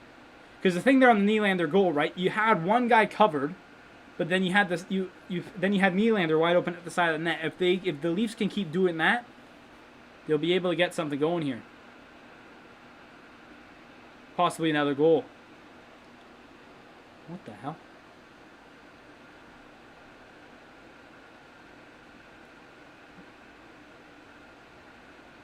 Riley shot way wide. I didn't know Cody Ceci was playing for the Leafs, but he is.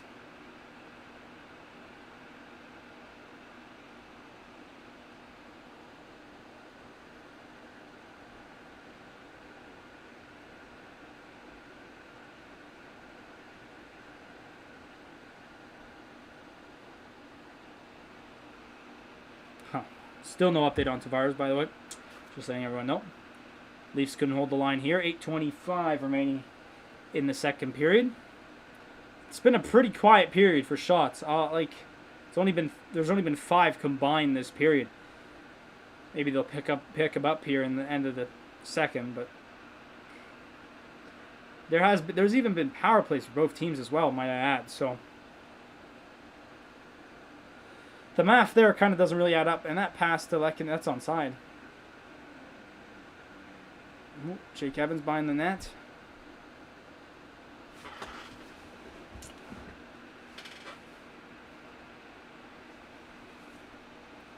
Ooh, maybe Weber shoot on here. Oh, deflected. And that leaves the zone as well.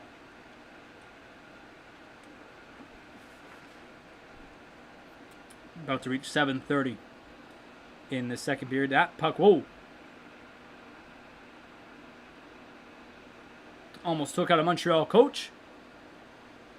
As we're going to have a little pause here of, I think it is actually 7:30, but that was a good chance by Matthews there. And then Brody on the rebound. Albeit, I don't think it was the best effort from Brody. And oh, I think Alex Burrows just got hit. Alex Burrows just took a puck to the ear. This is just, everyone's getting injured today.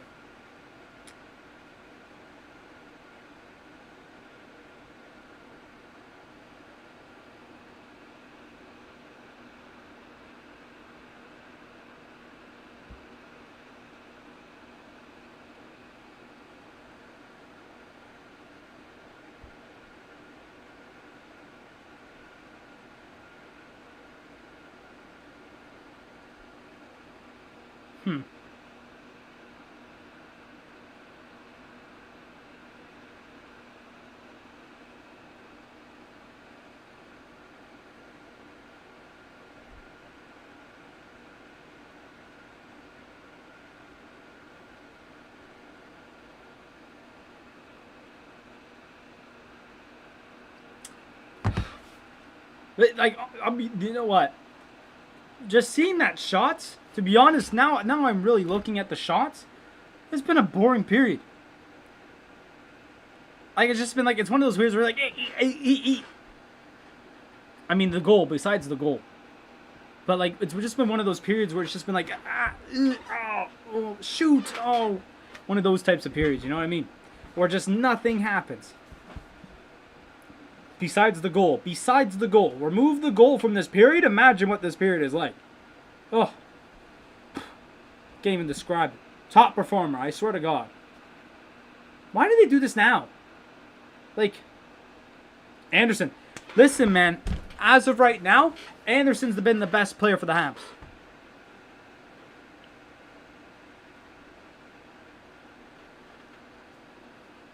William Nylander. That was a nice goal.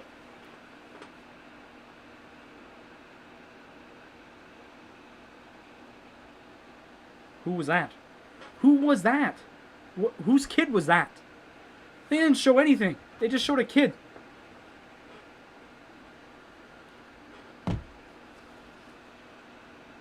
Ooh, wacky angle shot there from... Whoa. Hey. Joel Edmondson wanted to do some extra there to carry Price. It's all right. Oh, here's an extra player here. Morgan Riley. Sir Pat. No, there's no extra man. Is there? Holy cow.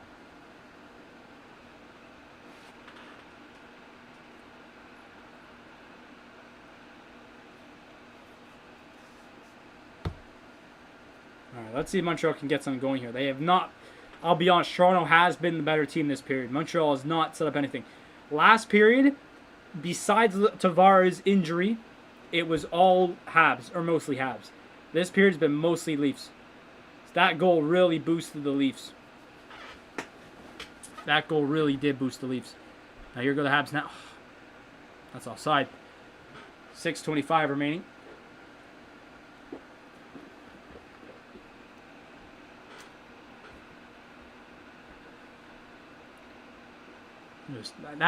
That went in.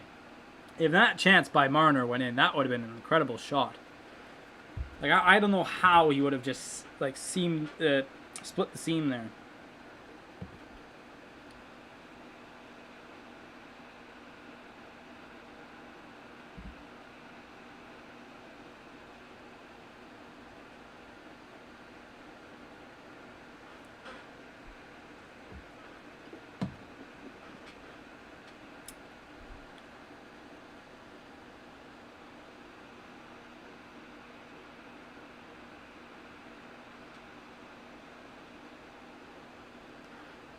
Oh, Carey Price bobbles the puck, trying to shoot it around, but it didn't work.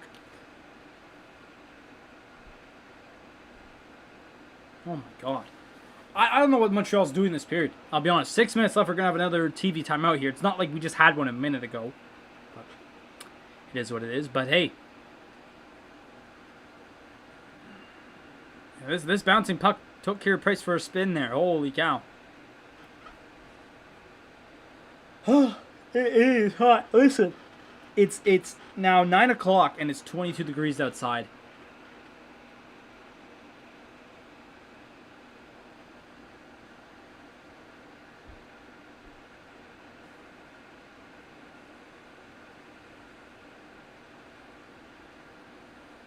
I am absolutely like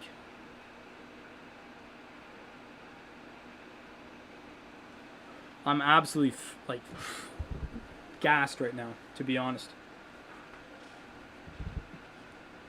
But hey, man, honestly, it's been an all right game. Just that the Tavares thing, you know, it's something you cannot like not talk about. You know what I mean?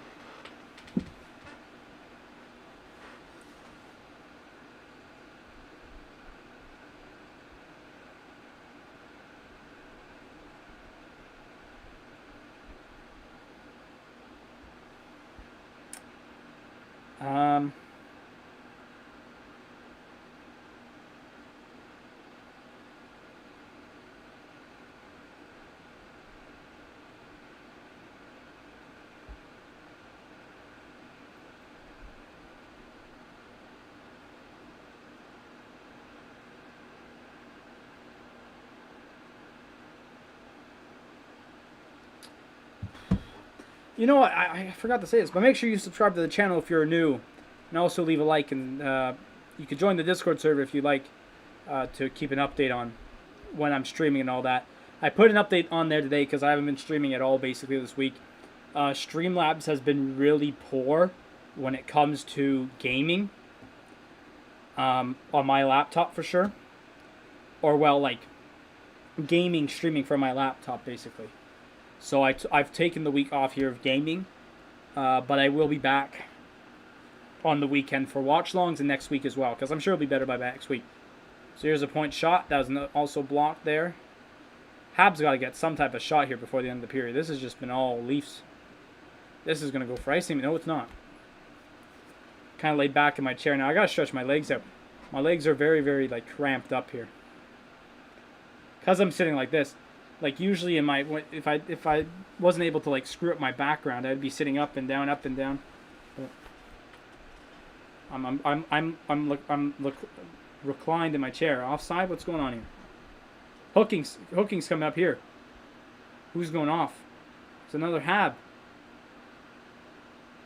Jason Spetz is going off, so it's gonna be a power play for Montreal. Now, why are they showing Mitch Marner as the Leafs are going to the penalty box?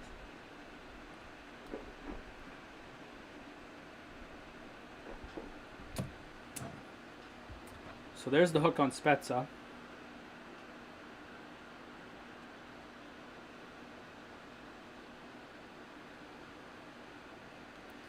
So the Habs will go back to the power play here with around 5:30 left in the period. So Anderson, Staller, Mia, Weber, and Tatar are the power play unit for Montreal.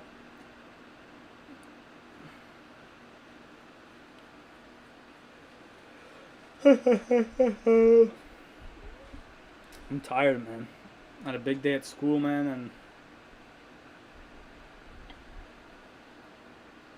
okay, well, you gotta move it.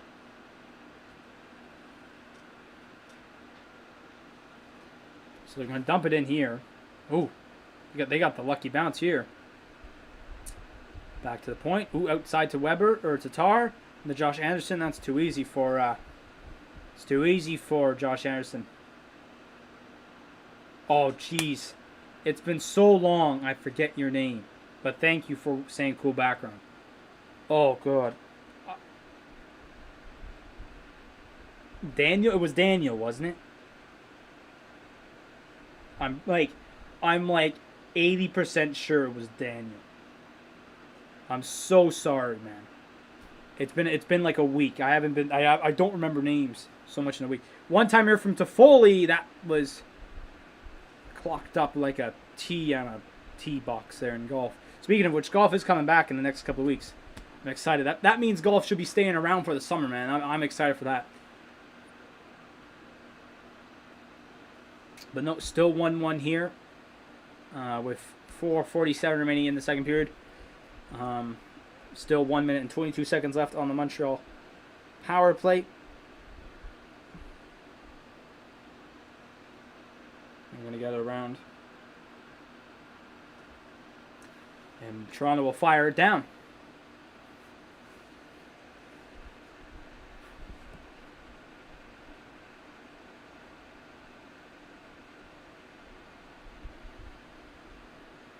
Ooh, that pass from Petrie wasn't the best. I feel like this Habs power play is reminding me of Ottawa. Like, it's just really, it's rough. They've not been able to set up. This has been Montreal. This period has just been god awful. Heavily outplayed in this period for sure. But here comes Toffoli breaking in. Tyler Toffoli! Oh, what a save there by Jack Campbell.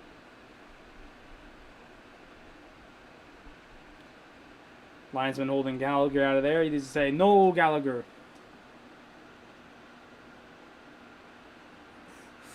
That was very close to going in. Very, very close.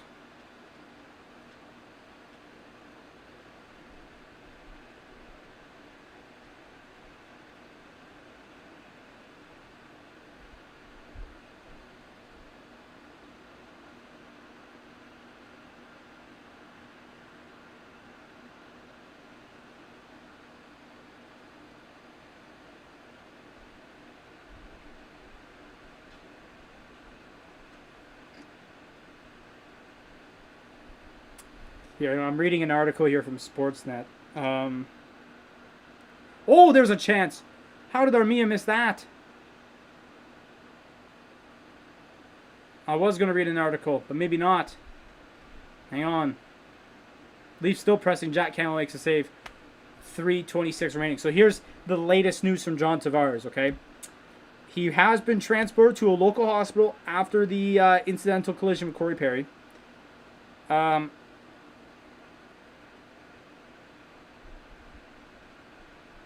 His status moving forward is not known at this time. Yeah,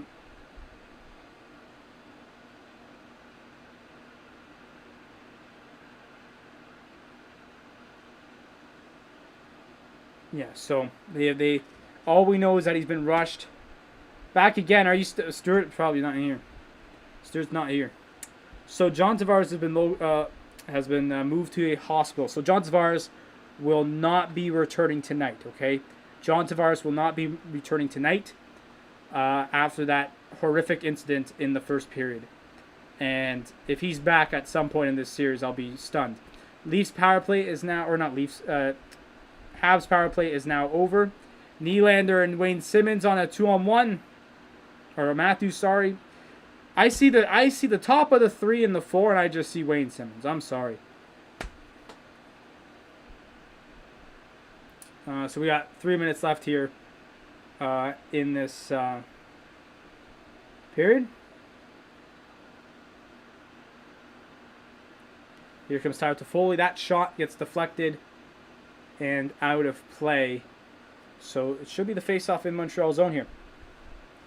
Should be a face-off in Montreal zone.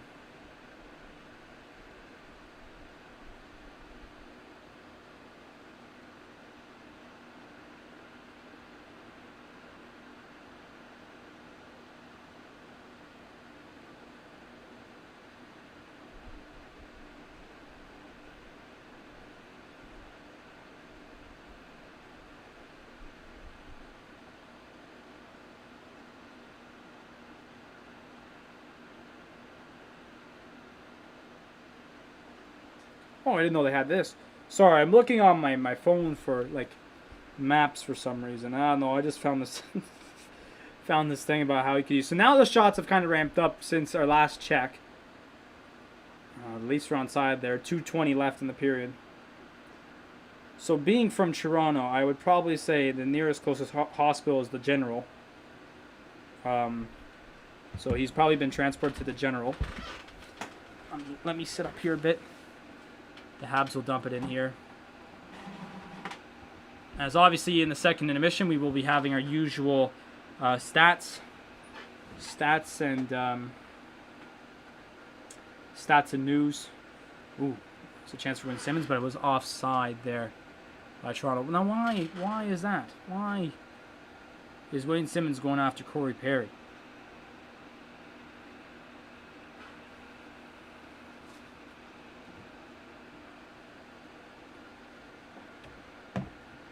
Now Bogosian's in there. Like, I mean, St. Mike's is also pretty close, but St. Mike's, it's not big enough.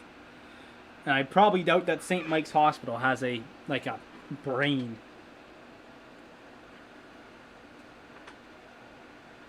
No, that's a clean hit. There was no dirtiness there.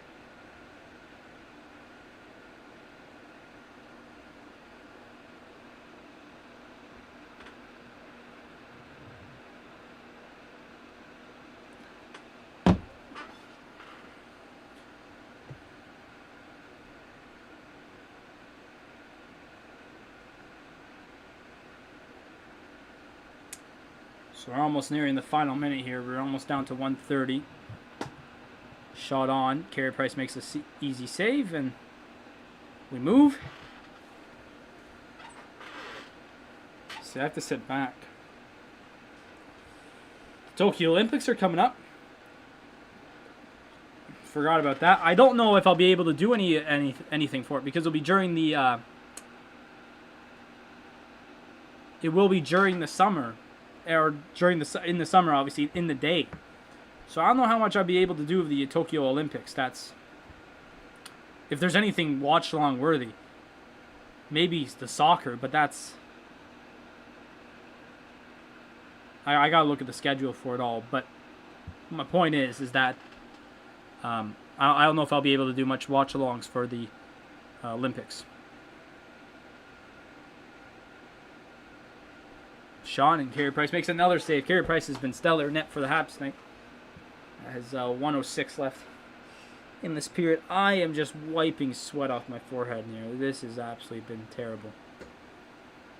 I'm going to move my fan like right here.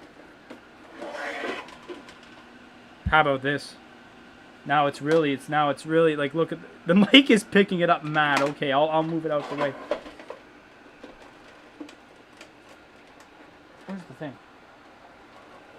Oh, Jesus, I'm breaking it. Oh, there's a chance there. Hyman had a beautiful chance. Now we're at the last minute. Gallagher would not beat Hall there to that puck. Oh, big hit there on Gallagher. Oh, good play, Gallagher. Oh, not a good play, Gallagher. Here go the Leafs. Marner, Matthews, Hyman, Marner, Matthews. No one. Here go the Habs. 40 seconds to go. Tatar can't get around. He's got to go for a change.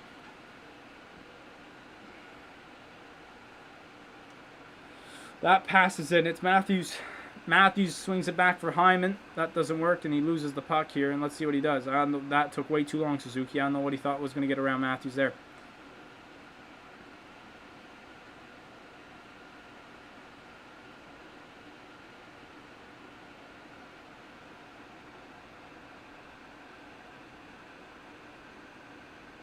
As time's going to tick down here from 5. And that should do it here in Toronto as we will head into the third period, all tied up at 1 apiece.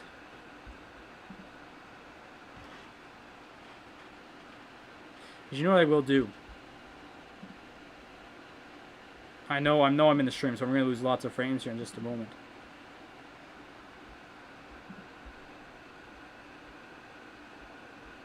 I know this is going to say match day 33, but just hear me out.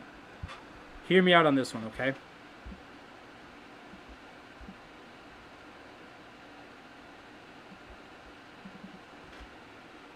Hear me out.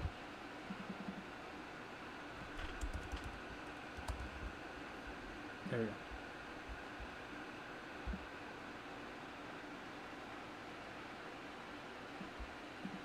Move it a bit more. Whoa, there I go. Oh, Jesus. Hang on. There you go. Problem solved, all right? We're A-okay. We're good to go. I'm still sweating. And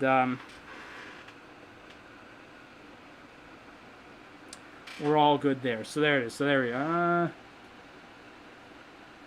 That looks all right. That looks all right. So tied 1-1 heading into the third. Like I said, I felt that period was all Leafs. I didn't feel like the Habs had many chances. That power play that they had was garbage at the end. Yeah,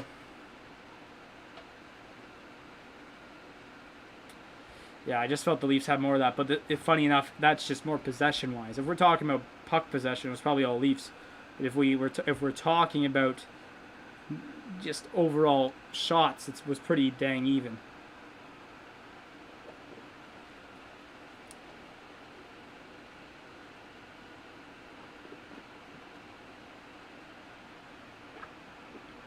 All right. So let's get into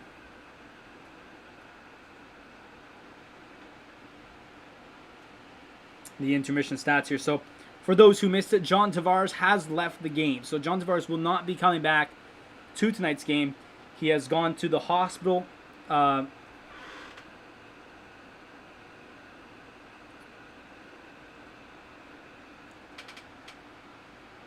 those are the only updates I can give you right now. His extent of his injury is unknown as of right now. There'll probably be a more thorough analysis later tonight at the end of the game, or tomorrow morning. So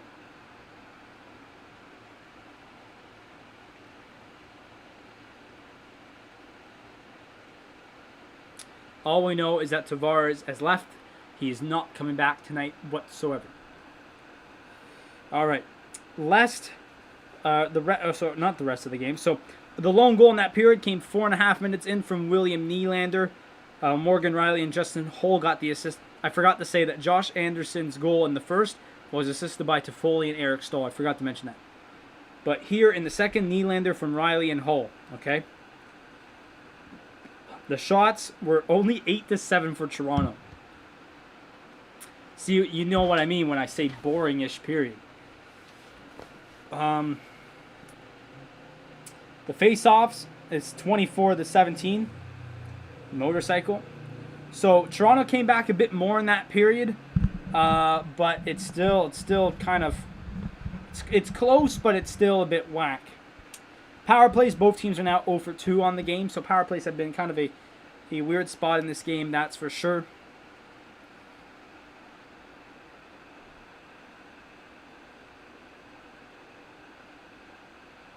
And then the hits. Montreal's come out here and murdered the Leafs. It is 44-19 in the hits. Like it's double. It's over double. It's been absolutely yeesh. And then the total shots is 22-20. The other games going on, I spoke about how we could see the Lightning going up 3 here in this series. It is now tied 5-5 heading into overtime. Why does it say end of OT? No, it's end of third period. So in that third period, Patrick Hornquist scored 1:45 in on the power play, and then with just 3 minutes to go into the game, Gustav Forsling scores to tie it all up. So 5-5 there going into overtime. With 10 minutes left in the third, the Pittsburgh Penguins are up 4-3 on the New York Islanders. Jason Zucker scored with 2 minutes left in that second period. I didn't know that happened, so I'm just updating you that there. Jason Zucker scored to make it 3-1 for the Penguins. But in this third period, 3 minutes and 46 seconds in, Cal Clutterbuck scored to make it 3-2. And Anthony Bolivier then scored about 2 minutes later on the power play to make it 3-3. Sadly, though, literally a minute later, Jeff Carter scored his second of the game, third of the playoffs, 4-3 with less than 10 to go now. And obviously, starting in about 3 minutes' time or 10 minutes' time, depending on how you look at it, the Vegas Golden Knights will be taking on the Minnesota Wild. So by the end of this game, we should know what happened in their first period, as long as there's no terrible injuries to any players, like what happened to John Tavares. And you know the funny thing is, they are literally talking about Ben Sherratt on that Leafs goal. Like I exactly said it. Exactly how I said it. As of right now, the Jays have come back and tied it as well, 5-5 in the bottom of the sixth. There's been no homers, though, for the Jays, which is funny. There's only been one homer in a game that's 5-5. I find that weird. And then, obviously, in the NBA, the play-in tournament, the Wizards look like they're going to be moving on. It's 91-66 with 5 minutes to go in the third quarter. We still have a whole quarter to play there in a bit, but seems to be the way it is. But yeah, so once again, for those who don't know or who haven't heard much about it yet, John Tavares has left the game. He's left the arena. He has gone to a local hospital here in downtown Toronto to be looked at for as of right now. There's no current extent to his injury. We have no clue what it could be diagnosed as, although it could be probably a pretty damn severe concussion. Which he could be out for probably a month. Which, if he's out for a month, that's really dangerous. That really sucks. Because if it's a severe concussion, then because an average concussion is about a day, or not a day, a week. An average real life concussion is about a week. If the way that John Tavares looked, that could really not be good for the Leafs, for sure. But I'll keep checking.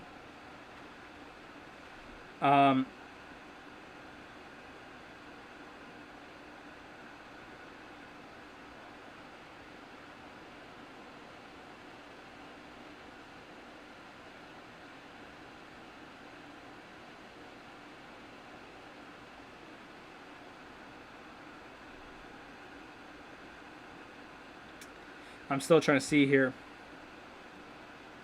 if there's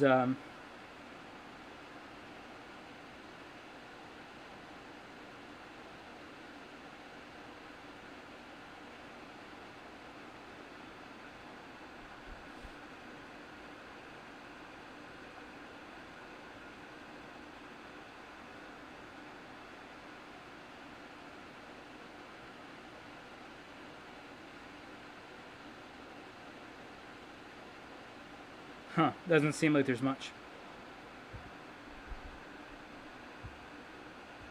So, no updates besides the one I already have with John Tavares, saying that he has gone to the hospital for whatever, checkups, you could say, I guess. Montreal's defense is actually playing pretty even strength. Everyone's around 11 to 10 minutes, which is very interesting. That's actually very odd. But, hey, it is what it is. But no, honestly, heading into this third period, like I mentioned in that second period, if the Leafs can get some guys towards the net, while the pucks are going towards the net, like on the William Nylander goal, they've been able to score. And so hopefully that if they could keep doing that, it will probably work out in the end. The Habs, they got to bring the energy, bro. The Habs' energy has been was very poor in that period, I would say. Compared to the first, they looked dead. Even though the shots were only 7 to 8, it should have been way more for the Leafs. But the 7 for the Habs was a pretty fair judgment. So we'll have to see how this one finishes out. But for sure, the Habs got to do better, and the Leafs just have to get more people towards the goal if they want a good chance at winning this one tonight, for sure.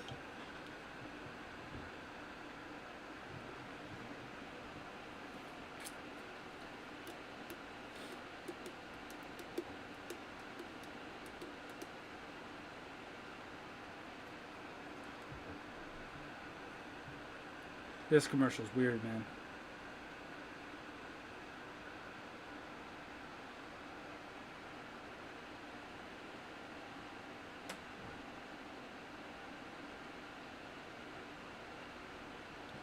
Anyways, I don't know. I'm watching this Loblaws commercial, for God's sakes.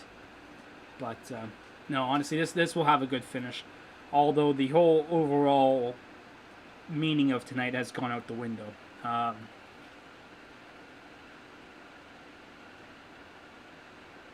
that entire injury to John Tavares has just blown the energy out the building tonight. It seems like to me.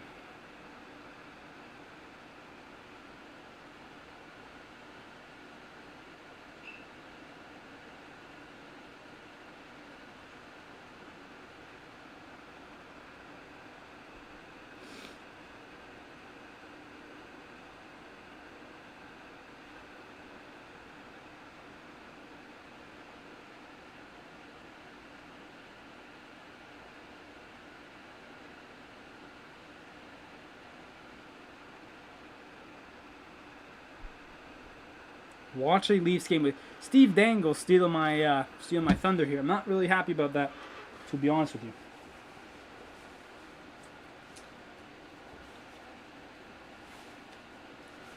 I'm not liking how Steve Dangle's doing watch-alongs too with me. No, but that's the thing, right? That's the thing. Like, there's not, compared to European soccer, which does this all the time, there's barely any for sense. Or not even sense, but just hockey in general. Like, might be only like a couple of, there might be just a couple of, you know, channels that do stuff like this. And that's the thing. And then you have channels that have hockey analysis, hockey insight, you know, just hockey videos in general, right? But you know, the watch-along aspect of the game has never been really viewed upon in hockey compared to soccer and other sports. I want to see how this Tampa game went. Obviously, it's 5-5, but let's see. Oh, that's a bad goal to let in to tie it. Eesh.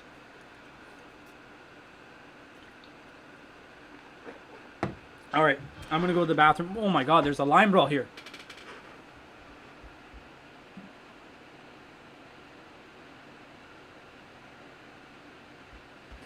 One thing I actually want to do is I want to get this thing in here.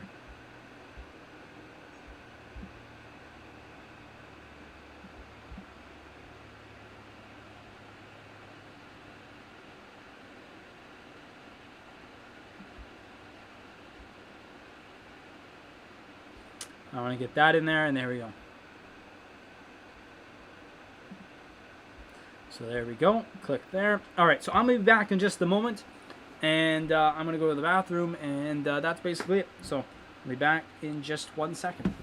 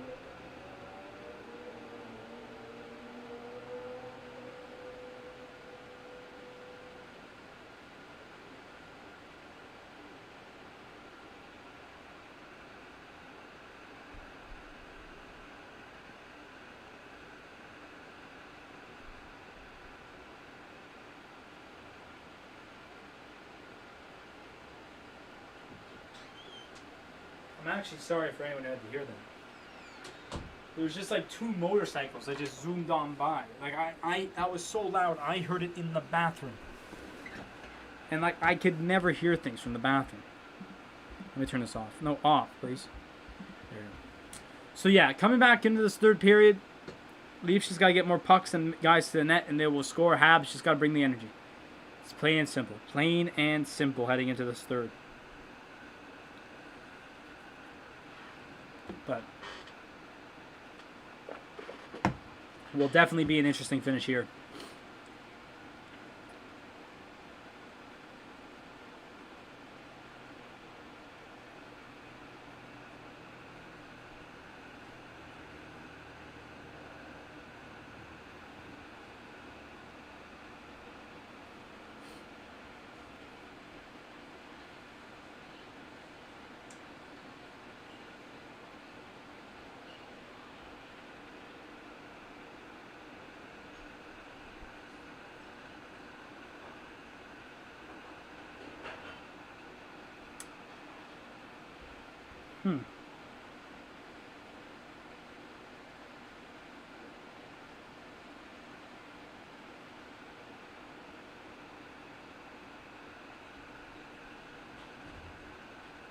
So we should be coming back any moment now for this third period. This is taking forever. That was added to Disney Plus? No way. Sorry, I'm just looking at Disney Plus. I don't know why, but I am. Bohemian Rhapsody was added to Disney Plus. Disney Plus is just becoming a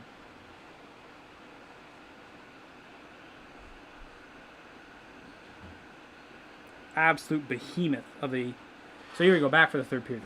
Disney Plus is becoming an absolute behemoth of movies. I'll tell you that.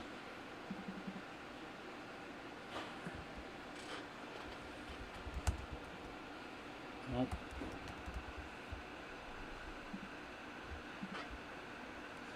So there we go, third period here in game one. Jack Campbell only faced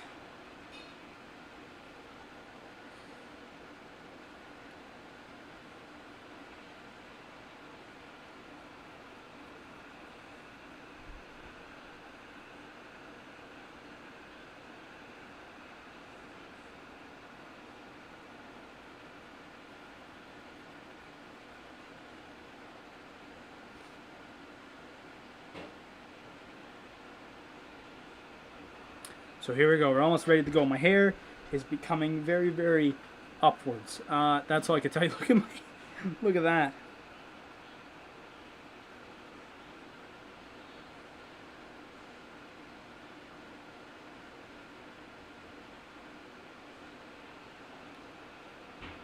So here we are, about to get on the way. Face off here for period number 3. As we're off. Carey Price will handle that puck. And off we go. Hopefully the Habs can bring that energy, like I said. And the Leafs, honestly, if they played the same way they played last period, I honestly could say that was a pass. But just with a few more fixes, that's for sure. Look at my hair now. Straight up. Travis Scott.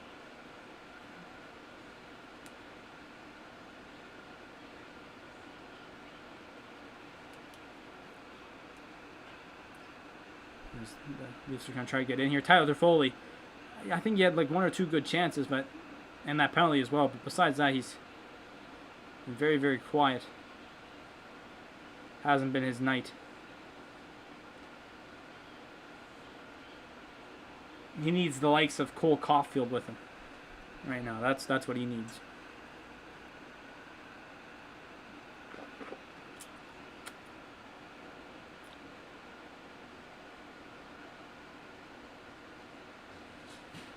Okay.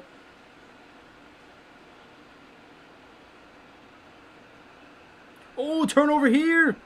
Oh, my days. Turnover, rebound. Oh, my God. Morgan Riley just saved the puck off the line. Oh, my days. What a chance for Montreal. What a save. Morgan Riley just made a save. How did Josh Anderson not put that one home?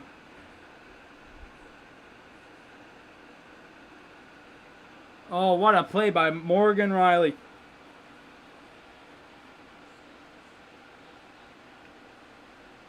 Oh, what a play. What a play. Wow. What a start here for Montreal.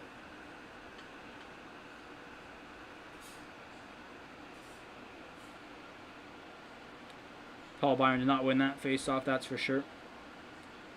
That might be another icing here for Montreal. And it is. So 2 back-to-back, or not Montreal, Toronto, sorry. Back-to-back icings here for Toronto. What a play by Josh Anderson. That was an incredible save there. Morgan Riley made the best save of the night.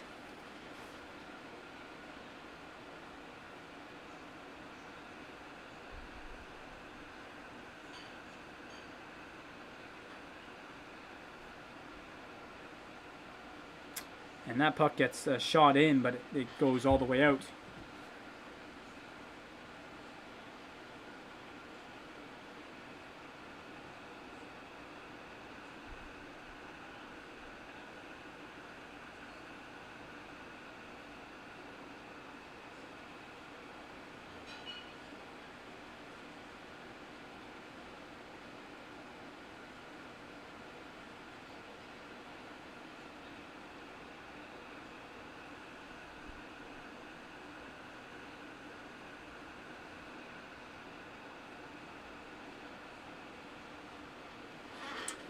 Leafs battling down behind the net. John Merrill, who I haven't really noticed much tonight, I'll be honest. Montreal is going to get that out there. I do hope, though, everyone is enjoying this game. I mean, I can't say it enough, but besides the absolute frightening scenes that we witnessed halfway through the first period,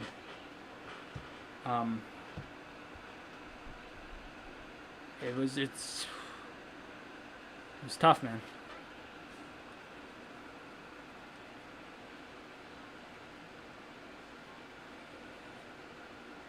Oh, they had the Good Deeds Cup thing or thing. I don't know if anyone's watching, but if anyone just saw the Good Deeds Cup thing, like I went back. If you go back to this January, back to the World Juniors, I said, what? How are they going to determine who wins it? Because it's like they can't technically do any good deeds, and then also half the province of Ontario ain't playing hockey. So how do you determine if there's any team from Ontario?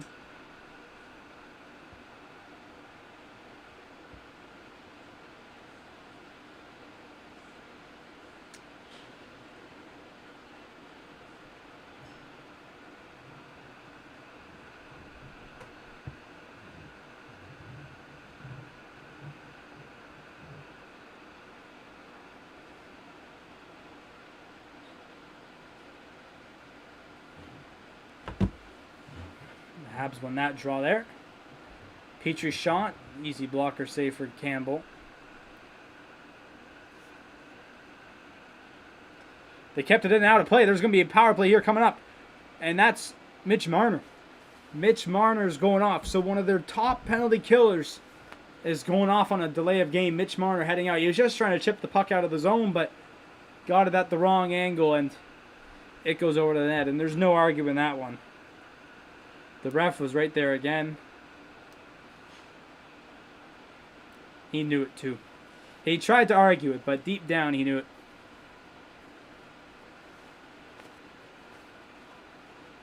He's not happy with himself on that one. So a power play here just 3 minutes into the period for Montreal. And we'll see where this one goes.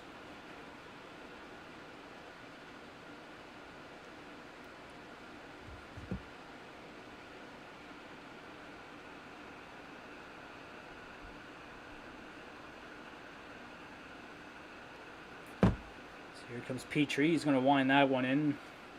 And Montreal, if we go back to the...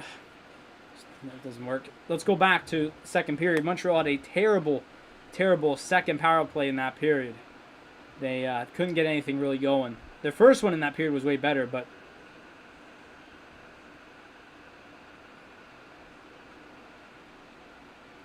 See, passes like that ain't going to cut it, man. Felina's just going to dump that in. Ooh. Turnover here. Montreal, like the communication here in Montreal is not doing so good. They're not doing so well right now. 1 minute left in the power play here for Montreal. So this could be back-to-back power plays, but they've done nothing. And that doesn't look good on Montreal's part, that's for sure.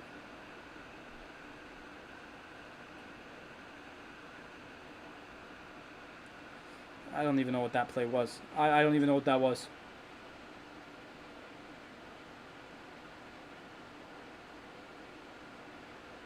Here comes Josh Anderson, who's been the Leafs' best player tonight. Wow. Wow. What a play. Josh Anderson has been the best Hab tonight. If I said Leafs a second ago, that was my bad.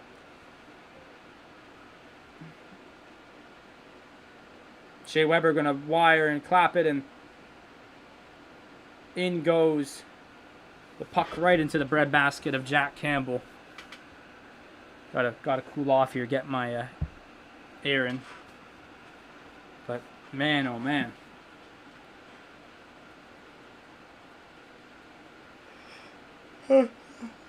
Josh Anderson has been the best Leaf, or I said it again, best Hab tonight, man. Just went around Brody. Like, that was easy. That looked so easy to him.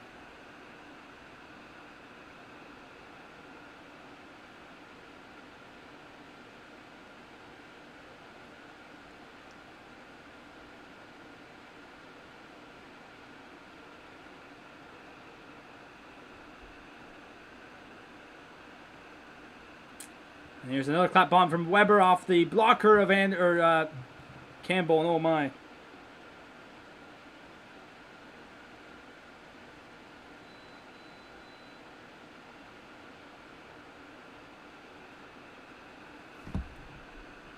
So now Muzzin has that power play is now over. Habs didn't have much on that power play, that's for sure. And so we still got ourselves 15 minutes of this game. Let's see what goes down for the rest of it.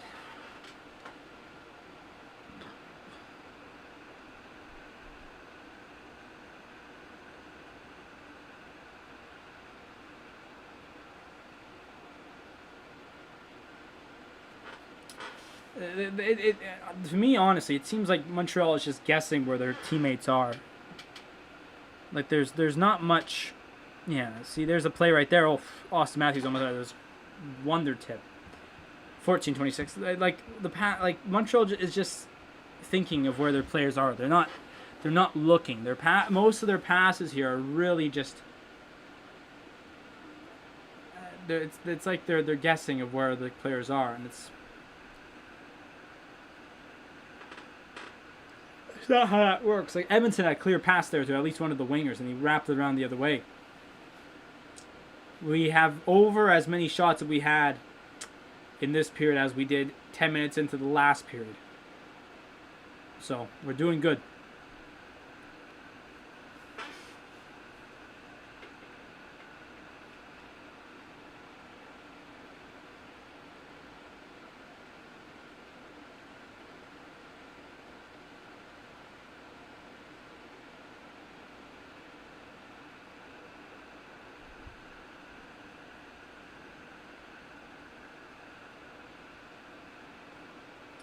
And it looks like the Leafs are offside here, so we're going to have our first stoppage of play here in this third period here, as it's still all tied up at 1.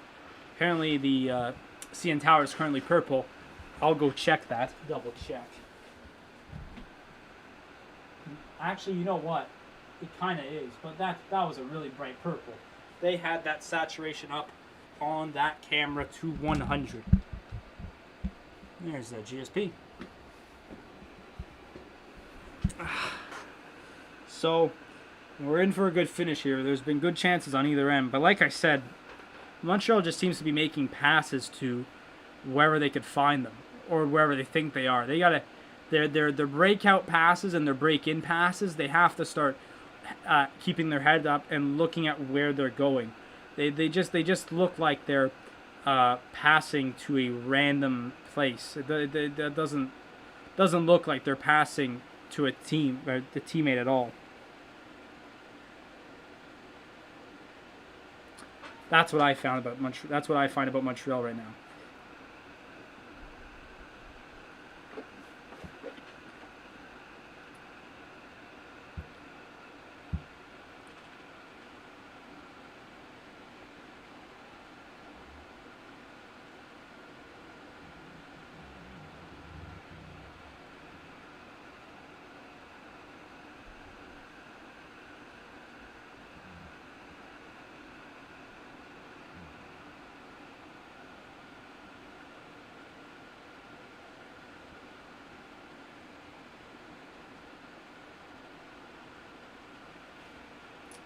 Why are they showing Jeff Petrie and Matthews? I don't know. Mustache boys?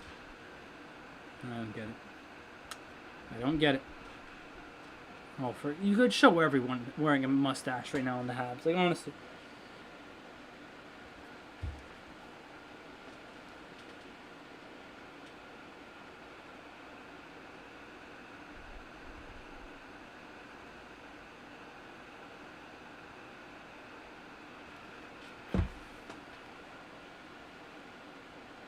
So here we go. Let's see what Montreal does here. There's another pass there that just seems really, really inadvertently stopped. Like not stopped, but just misplayed. Like Paul Byron should have that pass every single day. That pass was not like tipped or anything. It wasn't even hard either. Like, he should have that pass. And there's another one that you should probably have.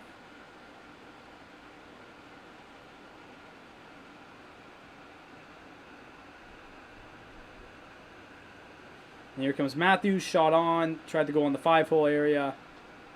And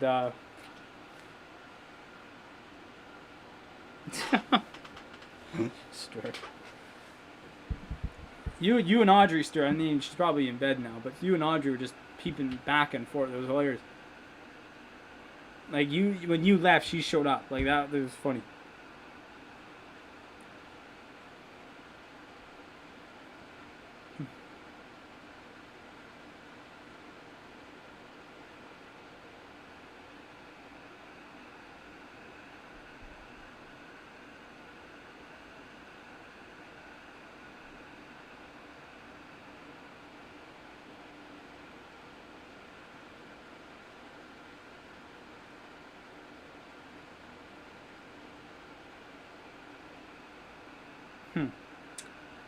So 13 minutes remaining here in the third, obviously. Maybe the Leafs turn it around here, but here goes Tyler Toffoli. Trying to get around Justin Hull, but Nylander, ooh. And that now Nylander's going. Nylander's now going for delay of game. Every Leafs penalty tonight, except for one, I believe, has been delay of game. So this is going to be the fourth power play for Montreal. Third being delay of game.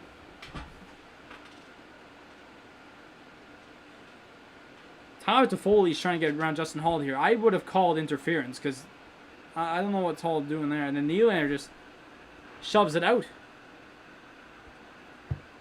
Out of play there. That's going to be another power play for Montreal. So a crucial power play here late. Not really late, but nearly midway through the period. And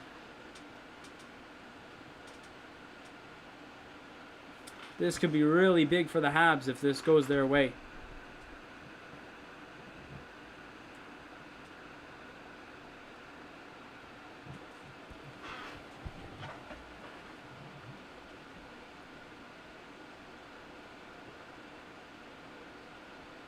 So let's see what they could do here on this power play and see if this all works out. Because like I mentioned, they're passing. It looks like they're just trying to pass to somewhere when there's no one there.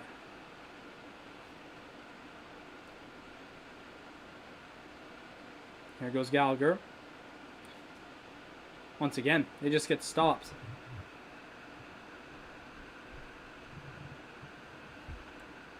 There goes Toffoli there on the wide side. It's around Hull, but pulls back. And there it is again.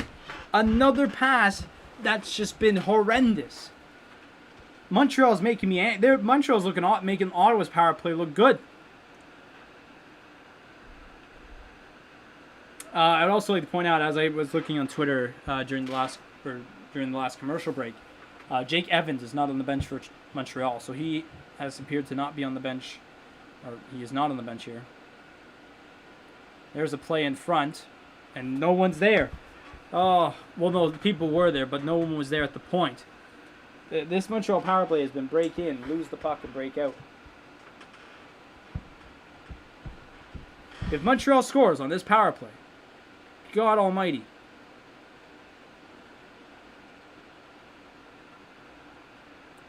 Now they have something set up here. Let's see what happens. Out to Weber. Boom. Weber shot, rebound, none. Eric Stahl. Eric Stahl's done nothing this power play. Like, he's legit 17 seconds remaining here in the power play for Montreal. 11:02 remaining in the period. See, Jack Campbell had that the entire way.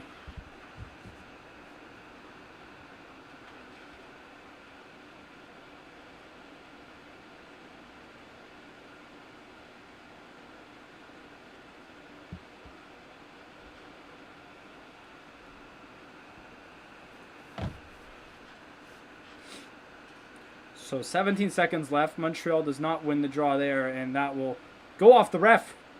The linesman got in the way. Let's see what happens here. Gallagher tries to go from a far angle. He just got dumped. And they keep it in. 5 seconds left on the power play. They got to be aware of the Leaf player coming out of the box. That'd be William Nylander, but Montreal will hold possession here as they need someone get in there. Like, here's a bomb from Edmondson that bounced off of 20 people. They really needed the help to Foley there. Listen, and now here's a 2-on-1. Nylander over the wow, wow, Carey Price. Carey Price, what a save by Carey Price. Absolutely just robbed Mitch Marner. First of all, first things first, right? What a save. What an absolute save by Carey. First things first, Montreal cannot pass the puck. They don't know how to pass the puck at all. Second of all, Toffoli's battling two guys in the corner, and both other forwards just stood there. Listen, if somehow Montreal wins this game, that's embarrassing, because they have played so badly this game, besides the first period. I mean, albeit, this period has been more ping-pong than it is one team is killing the other. But still, you gotta figure out your passing. And when to attack where. Well, that's all lucky. Ben Sherratt was lucky there. He was lucky the Leafs were offside. There could have been too many men there. Holy cow. Now I smell Kraft dinner. Don't know why. Pass in front. Spezza couldn't jam home the rebound.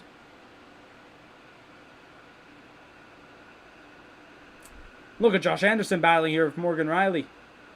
Back in front. Oh, you know what? That was one of those plays where I will accept that pass. Because he saw Stahl. Stahl was just not giving a damn about the attack. 9:17, we're going to have a pause there.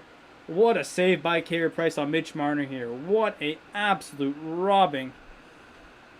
As the way it looks right now is that we could be heading into a overtime period.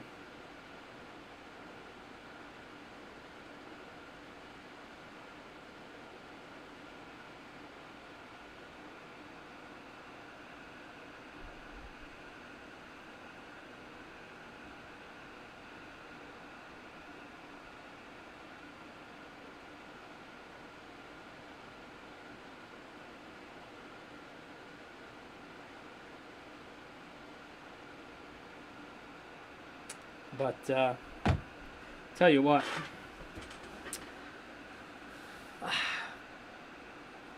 I will say this, though. Montreal's passing has been whack, but if Montreal can figure out where their players are, they will win this game. Because that Mitch Marner chance was really like the first good Leafs chance in about... Because where are we at? Maybe like 5 minutes or so. Yes, the Habs still had the power play, but I'd say in about 5 minutes that was the Leafs' best chance. So, honestly, I couldn't tell you. Make sure to subscribe to the channel if you're new. Please leave a like on the video as well if you haven't yet. Also, if you click the link down in the description below, you'll be able to join our Discord server. We're able to get any stream news, stream schedules, stream alerts whenever I'm streaming, all the time there. So there you go. Here's Austin Matthews. No, they're showing Austin Matthews here. He's hit the post. He's been robbed. Him and Marner have been robbed by Carey Price tonight. Just angry. I will say this though. The Habs have played really well defensively. The Habs have played well. They've played really well defensively.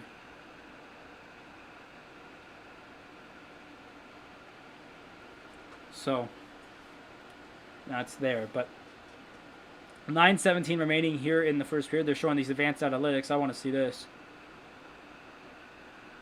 Austin Matthews, 7 shots tonight, 12 attempts. Okay. Oh, here's a chance. Tie it to Foley. You might have to drop pass it to no one. See, that was the time to do the drop pass, but he was ignorant to do so and kind of cost him there.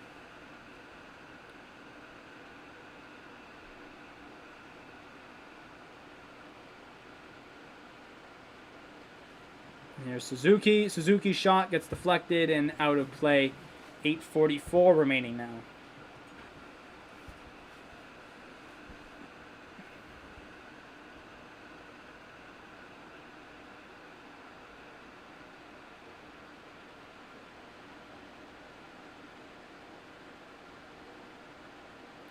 What are they looking at there on the iPad?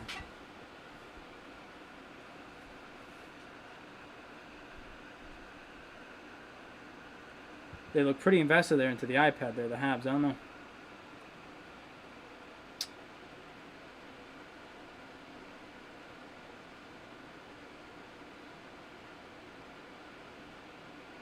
So there's going to be a penalty here to Montreal.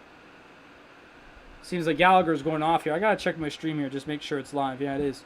It's been lagging a bit, but it gets back to the point. So Montreal seems to be on a Toronto is going on a power play here. Thomas Tatar making his way to the penalty box. As here goes the Toronto Maple Leafs with 8:31 remaining. Can they get something done here on the power play? Because, boy, do they need the zone time this game. They have barely any this game. Or not this game, but mostly just period. That high stick there, really. Interesting. Interesting call there, I'm not going to lie. But here we go. And let's see if the Leafs can set up here. But Joe Thornton, I don't know why Joe Thornton's on the wing. Can someone tell me why that is?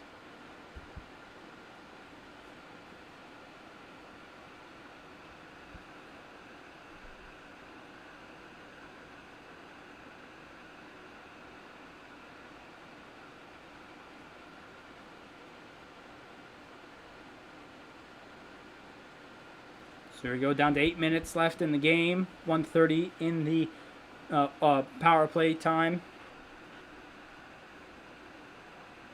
And we're going to go back to Marner here. Marner. I'm going to go download to Hyman.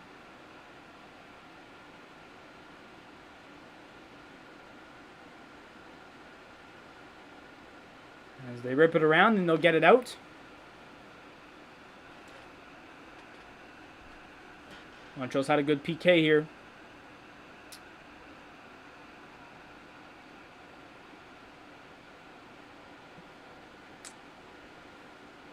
There it is, back down the ice. Tatar is chasing after it. Tatar, or not Tatar, Paul Byron tripped up on the play. Paul Byron, oh, what a goal! What an absolute goal by Paul Byron.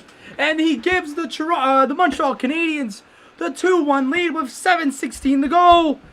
That's the Ottawa native, Paul Byron. You know, he went to my high school. Oh, my heavens. What an absolute goal by Paul Byron. I thought he was not going to miss that. That probably could have been a penalty shot. No, probably not, just a penalty. Ref had his hand up, but what a goal by Paul Byron.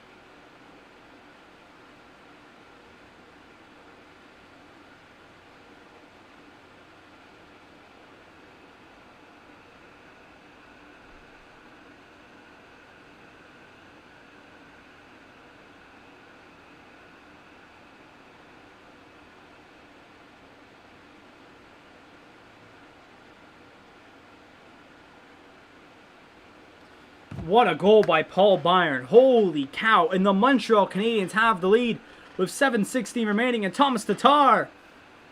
There's Shanahan. I haven't seen Shanahan all year.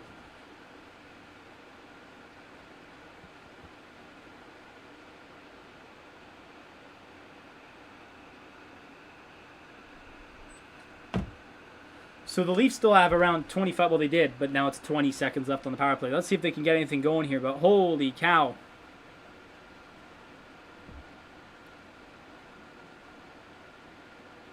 Shot. Ooh.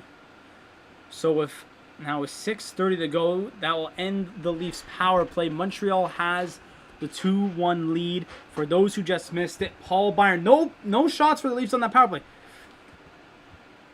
So that's their second power play this game without a shot that I've noticed. Paul Byron from Ottawa, Ontario. My brother Paul legit went to my high school. Told that story before. There should be a tripping call here coming up to Jason Spezza. If there isn't, that is criminal. I'm not going to lie. And there will be. So a power play coming up here to the Montreal Canadiens with 6:06 remaining.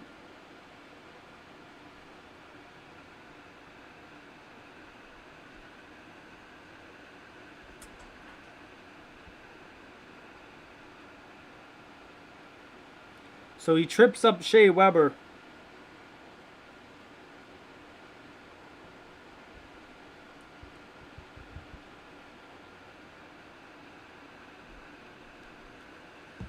So Jason Spezza heads off. So Montreal Canadiens, once again, for those who missed it, Paul Byron scores a beautiful shorthanded goal for the Canadiens to give them the 2-1 lead with 7:16, but now it's 6:06. Habs have a power play. Jason Spezza off again. So Montreal's power play has not been good tonight. It's 0-4. They've averaged 2 shots on the power play. But if they could get one here, just some mad insurance. I'm not going to lie. Ooh, not a good pass there. It'll be mad insurance here. Corey Perry tried to jam it home, but that didn't work. 1:41 remaining here in the power play. 5:47 remaining in the game. That was such a huge goal for the Habs.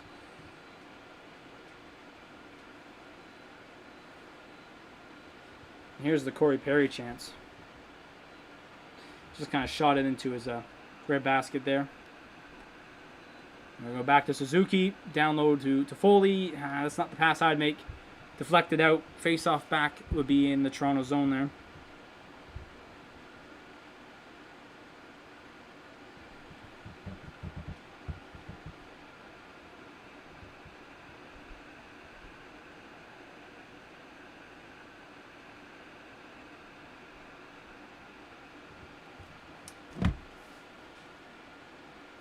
So Toronto clears it here. We're now down to less than 5.5 to go here. Here comes Gallagher. As this is big. Even if Montreal doesn't score on this power play, this still drags the timer down to 4 minutes. So massive there, because it basically, the Leafs will be down to 4 minutes here to get a goal. Petrie shot, oh, that gets deflected. Not gonna lie, my stream's been whack. It's been glitching and phasing here.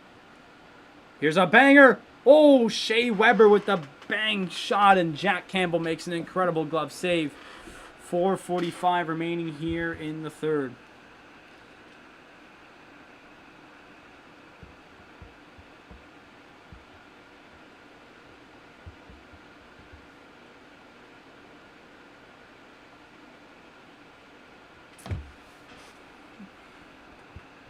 This is massive here. So the Habs are going to have to retake that face-off. Josh Anderson's going to come in here to take it. And the Habs won it. The Habs have been really good on the face-offs tonight.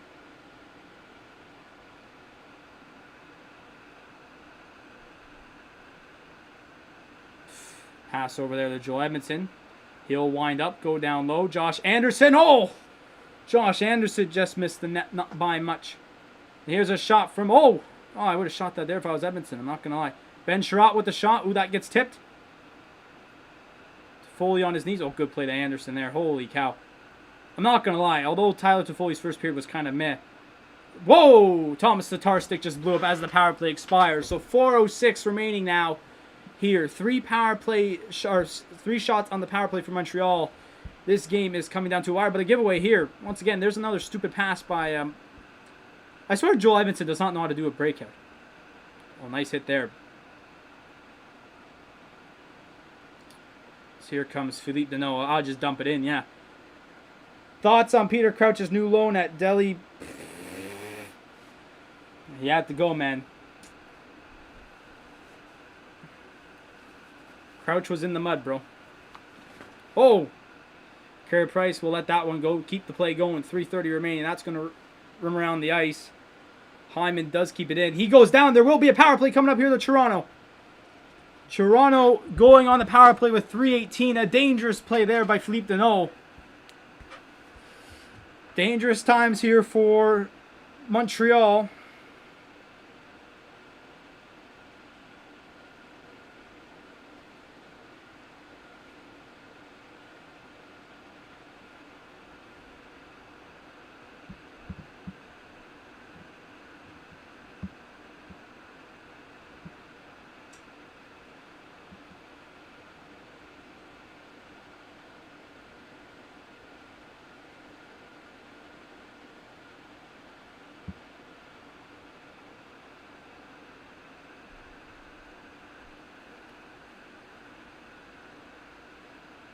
What is this? Sorry, you know, I'm not gonna lie, I completely blanked out there.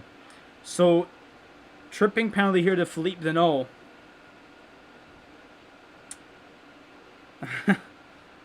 And this has just been incredible.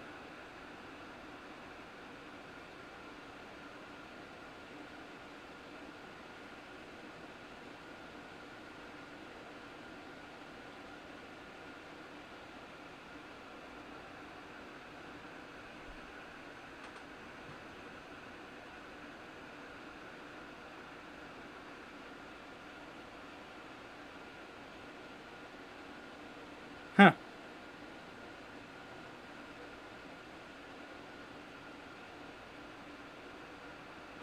Very interesting. Sorry, I was just seeing updates for the Jays and their new stadium. Or not their new stadium. When they go to Buffalo at the end of the month.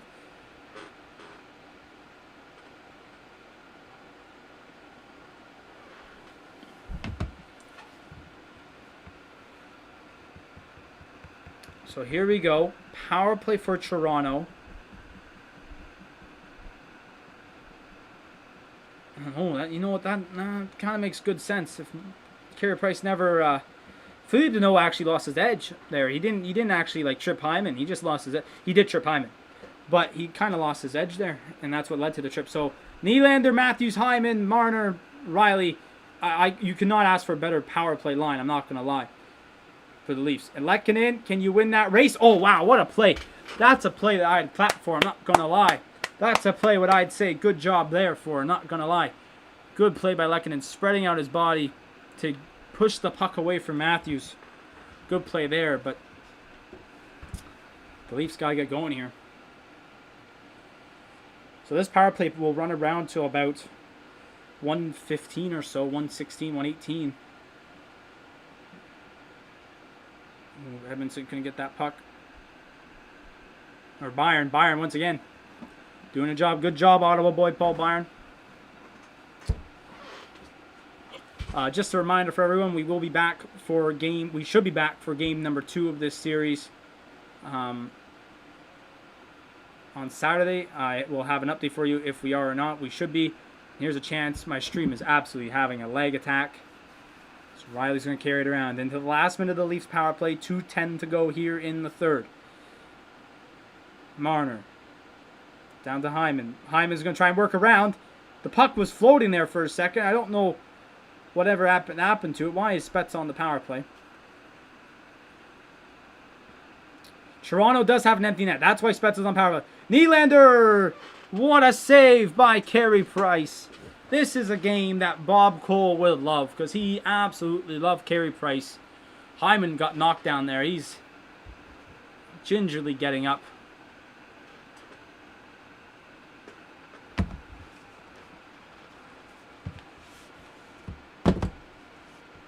What a save there.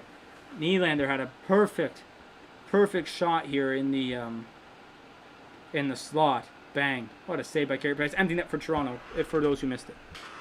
Hyman just got absolutely knocked. Oh, Jesus. Yeah, he got knocked by Edmondson. Look at... I wouldn't be surprised if they call a timeout here. And that will be the case.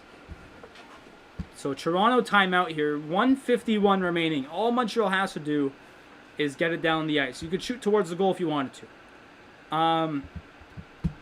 They still have the penalty kill for about, I think, 45 seconds or so. So we'll have to see how that reaches out. But man, Carey Price, they're showing the nice highlights of him. And boy, oh boy, has Carey Price just been absolutely stellar tonight. There's been absolutely no question about Carey Price's play tonight.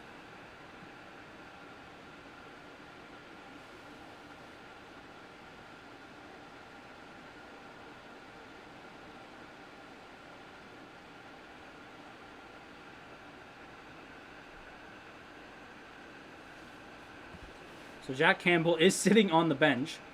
Usually goalies stand, but I'll be on the Toronto's bench doesn't have a place to stand.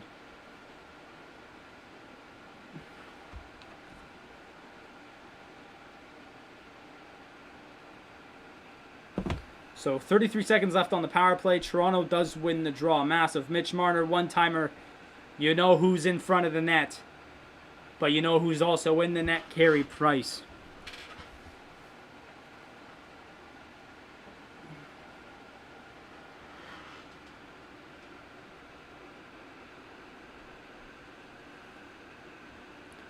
What an absolute showing from Carey. 28 seconds left on the power play. A win, face-off win here for Montreal would be crucial. But it does go to the Leafs. All right. 1:40 remaining here in the third. 20 seconds left on the power play. Nylander's shot. Rebound is there. Wraparound attempt. No. Paul Byron down the ice. Paul Byron. No. Just wide of the net. But that's okay. It was a penalty kill.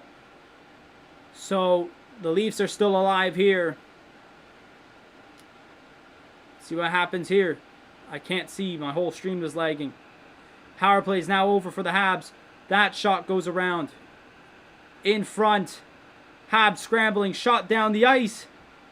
Missed the net. It will go for icing. 1:04 remaining here in the third. The Habs are gassed. To be honest with you, I wouldn't be surprised if the Habs call a timeout here either. Oh, no, they can't. Never mind. It's not an icing. I forgot about that. You can't call timeouts on the icings anymore. Absolutely forgot.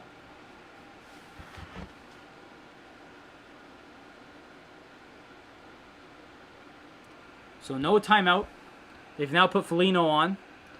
Sorry, I'm looking at who's on the ice. Empty net. Last minute of the play now for the Leafs. Last minute of the play now. We're entering 43. That puck is deflected there. It's going around the boards. All the way to the other side, over to William Nylander. Back up to the top. Morgan Rielly will shoot. Rebound. Carey Price is there. The Habs, all you have to do is just clear it out. That gets to Suzuki. That gets out. It's offside the Leafs. Play will be stopped. You know what? Very smart play there by Austin Matthews to at least go offside. Or at least touch the puck. Because if that didn't work out, it was the Habs the other way. So good play there by Austin Matthews. And the Leafs are gassed as well. We're down to 35 seconds. Carey Price has just been scrambling this period. So still an empty net for Toronto. 35 seconds left. Montreal wins a draw. Massive. Just drop the puck. Goes Montreal's way. They're just going to chip it. And they're going to wrap it around here.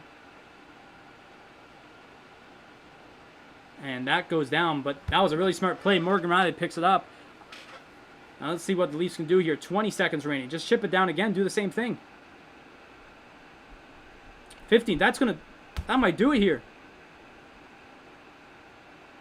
Way up in the air. 10 seconds remaining.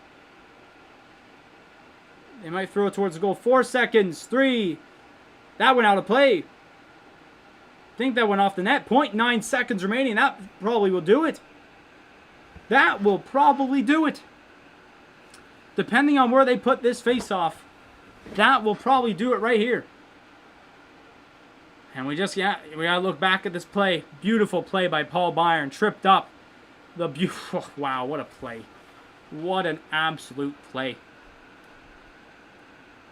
0.9 seconds left. The face-off is in Montreal's zone. All you have to do is like just basically sit on the puck here.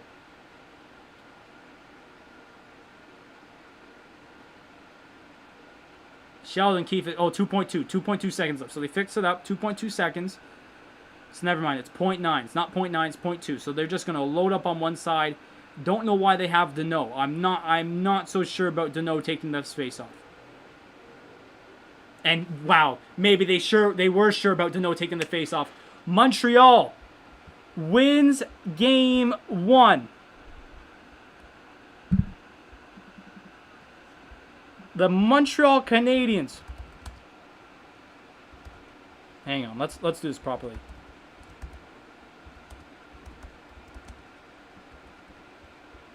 The Montreal Canadiens lead the series.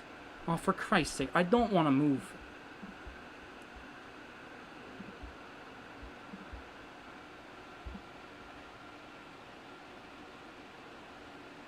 This ain't going to work. I gotta make that smaller. But there it is. The Montreal Canadiens beat the Toronto Maple Leafs in Game 1 of the Eastern, or the whatever division, North Division quarterfinal. I don't even know what we're in anymore. The North Division semifinal. I don't even know. The first round of the Stanley Cup playoffs. 2-1. As we'll be back here Saturday night and see if the Habs can take Game 2. There's just one thing I have to say.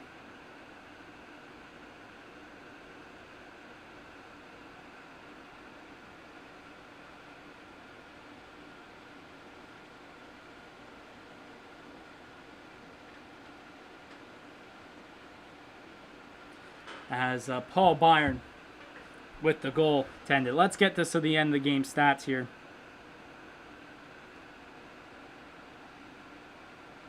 I went to the wrong app. It's funny. So here we go. Third period stats. As the goal came from Mr. Ottawa himself, Paul Byron, 12:44 into the third. Shorthanded Joel Armia got the assist. As that it will be the lead there for Montreal, and that was the win for Montreal. The shots in that third period were 14-10 for the Leafs. The overall face-offs, Toronto did come back though, 39-31, but the Habs still took the win on that one. Power plays were embarrassing, 0 for 5 today for Montreal, 0 for 4 by the Leafs. The hits, like I said, Montreal came out killer, 55-26, absolutely killer. And then the shots, 36-30 there, total shots. The other games were on. Florida won 6-5.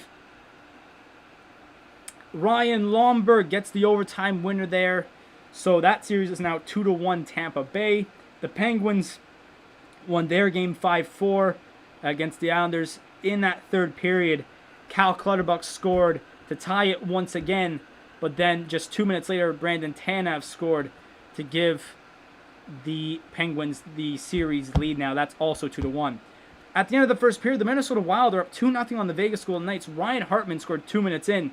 And then just 6 minutes later, Eriksson Ek scored to give them the 2-0 lead. So that's how it's going right now. And the Jays, top of 9, 7-5 lead right now. So good stuff there for the Jays. But overall, man, it's my boy Paul Byron, my teacher. Shout out, I don't want to really say his name. I don't want to shout him out really that much. But shout out to my teacher, my high school there. Taught Paul Byron there. And he also taught me and told us a great story about Paul Byron. How he said Paul Byron should probably try something else except hockey, because he was too short. Scored the game winner tonight for the Montreal Canadiens. And what else could you ask for? So the Canadiens lead the series 1-0. Hey, listen, guys, this was a fun night. I want to thank everyone for coming out who did. We should be back here Saturday night. One thing I think I might do is actually flip this around so I could focus more and look more like I'm on camera than I am not. But we'll figure that one out, so I'm not too worried about that. But anyways, guys, once again, please subscribe to the channel if you haven't yet. Also, please leave a like on the video if you haven't yet. Also, if you click the link down in the description below, you'll be able to join our channel's Discord server, where you get stream alerts every 10 minutes before I stream schedules every weekend. And also, if there's any news about streams that I've missed or whatnot, which I have actually for a recent bit, I have been vigilant enough to at least report an update to you guys to make sure that you guys know what's going on. But anyways, guys, that's going to do it for me. Once again, do all those things. Hey, man, the Habs got the Game 1 lead. As Toronto will have to look to bounce back on Saturday night. Anyways, guys, once again, do all those things. Stay safe. Stay well.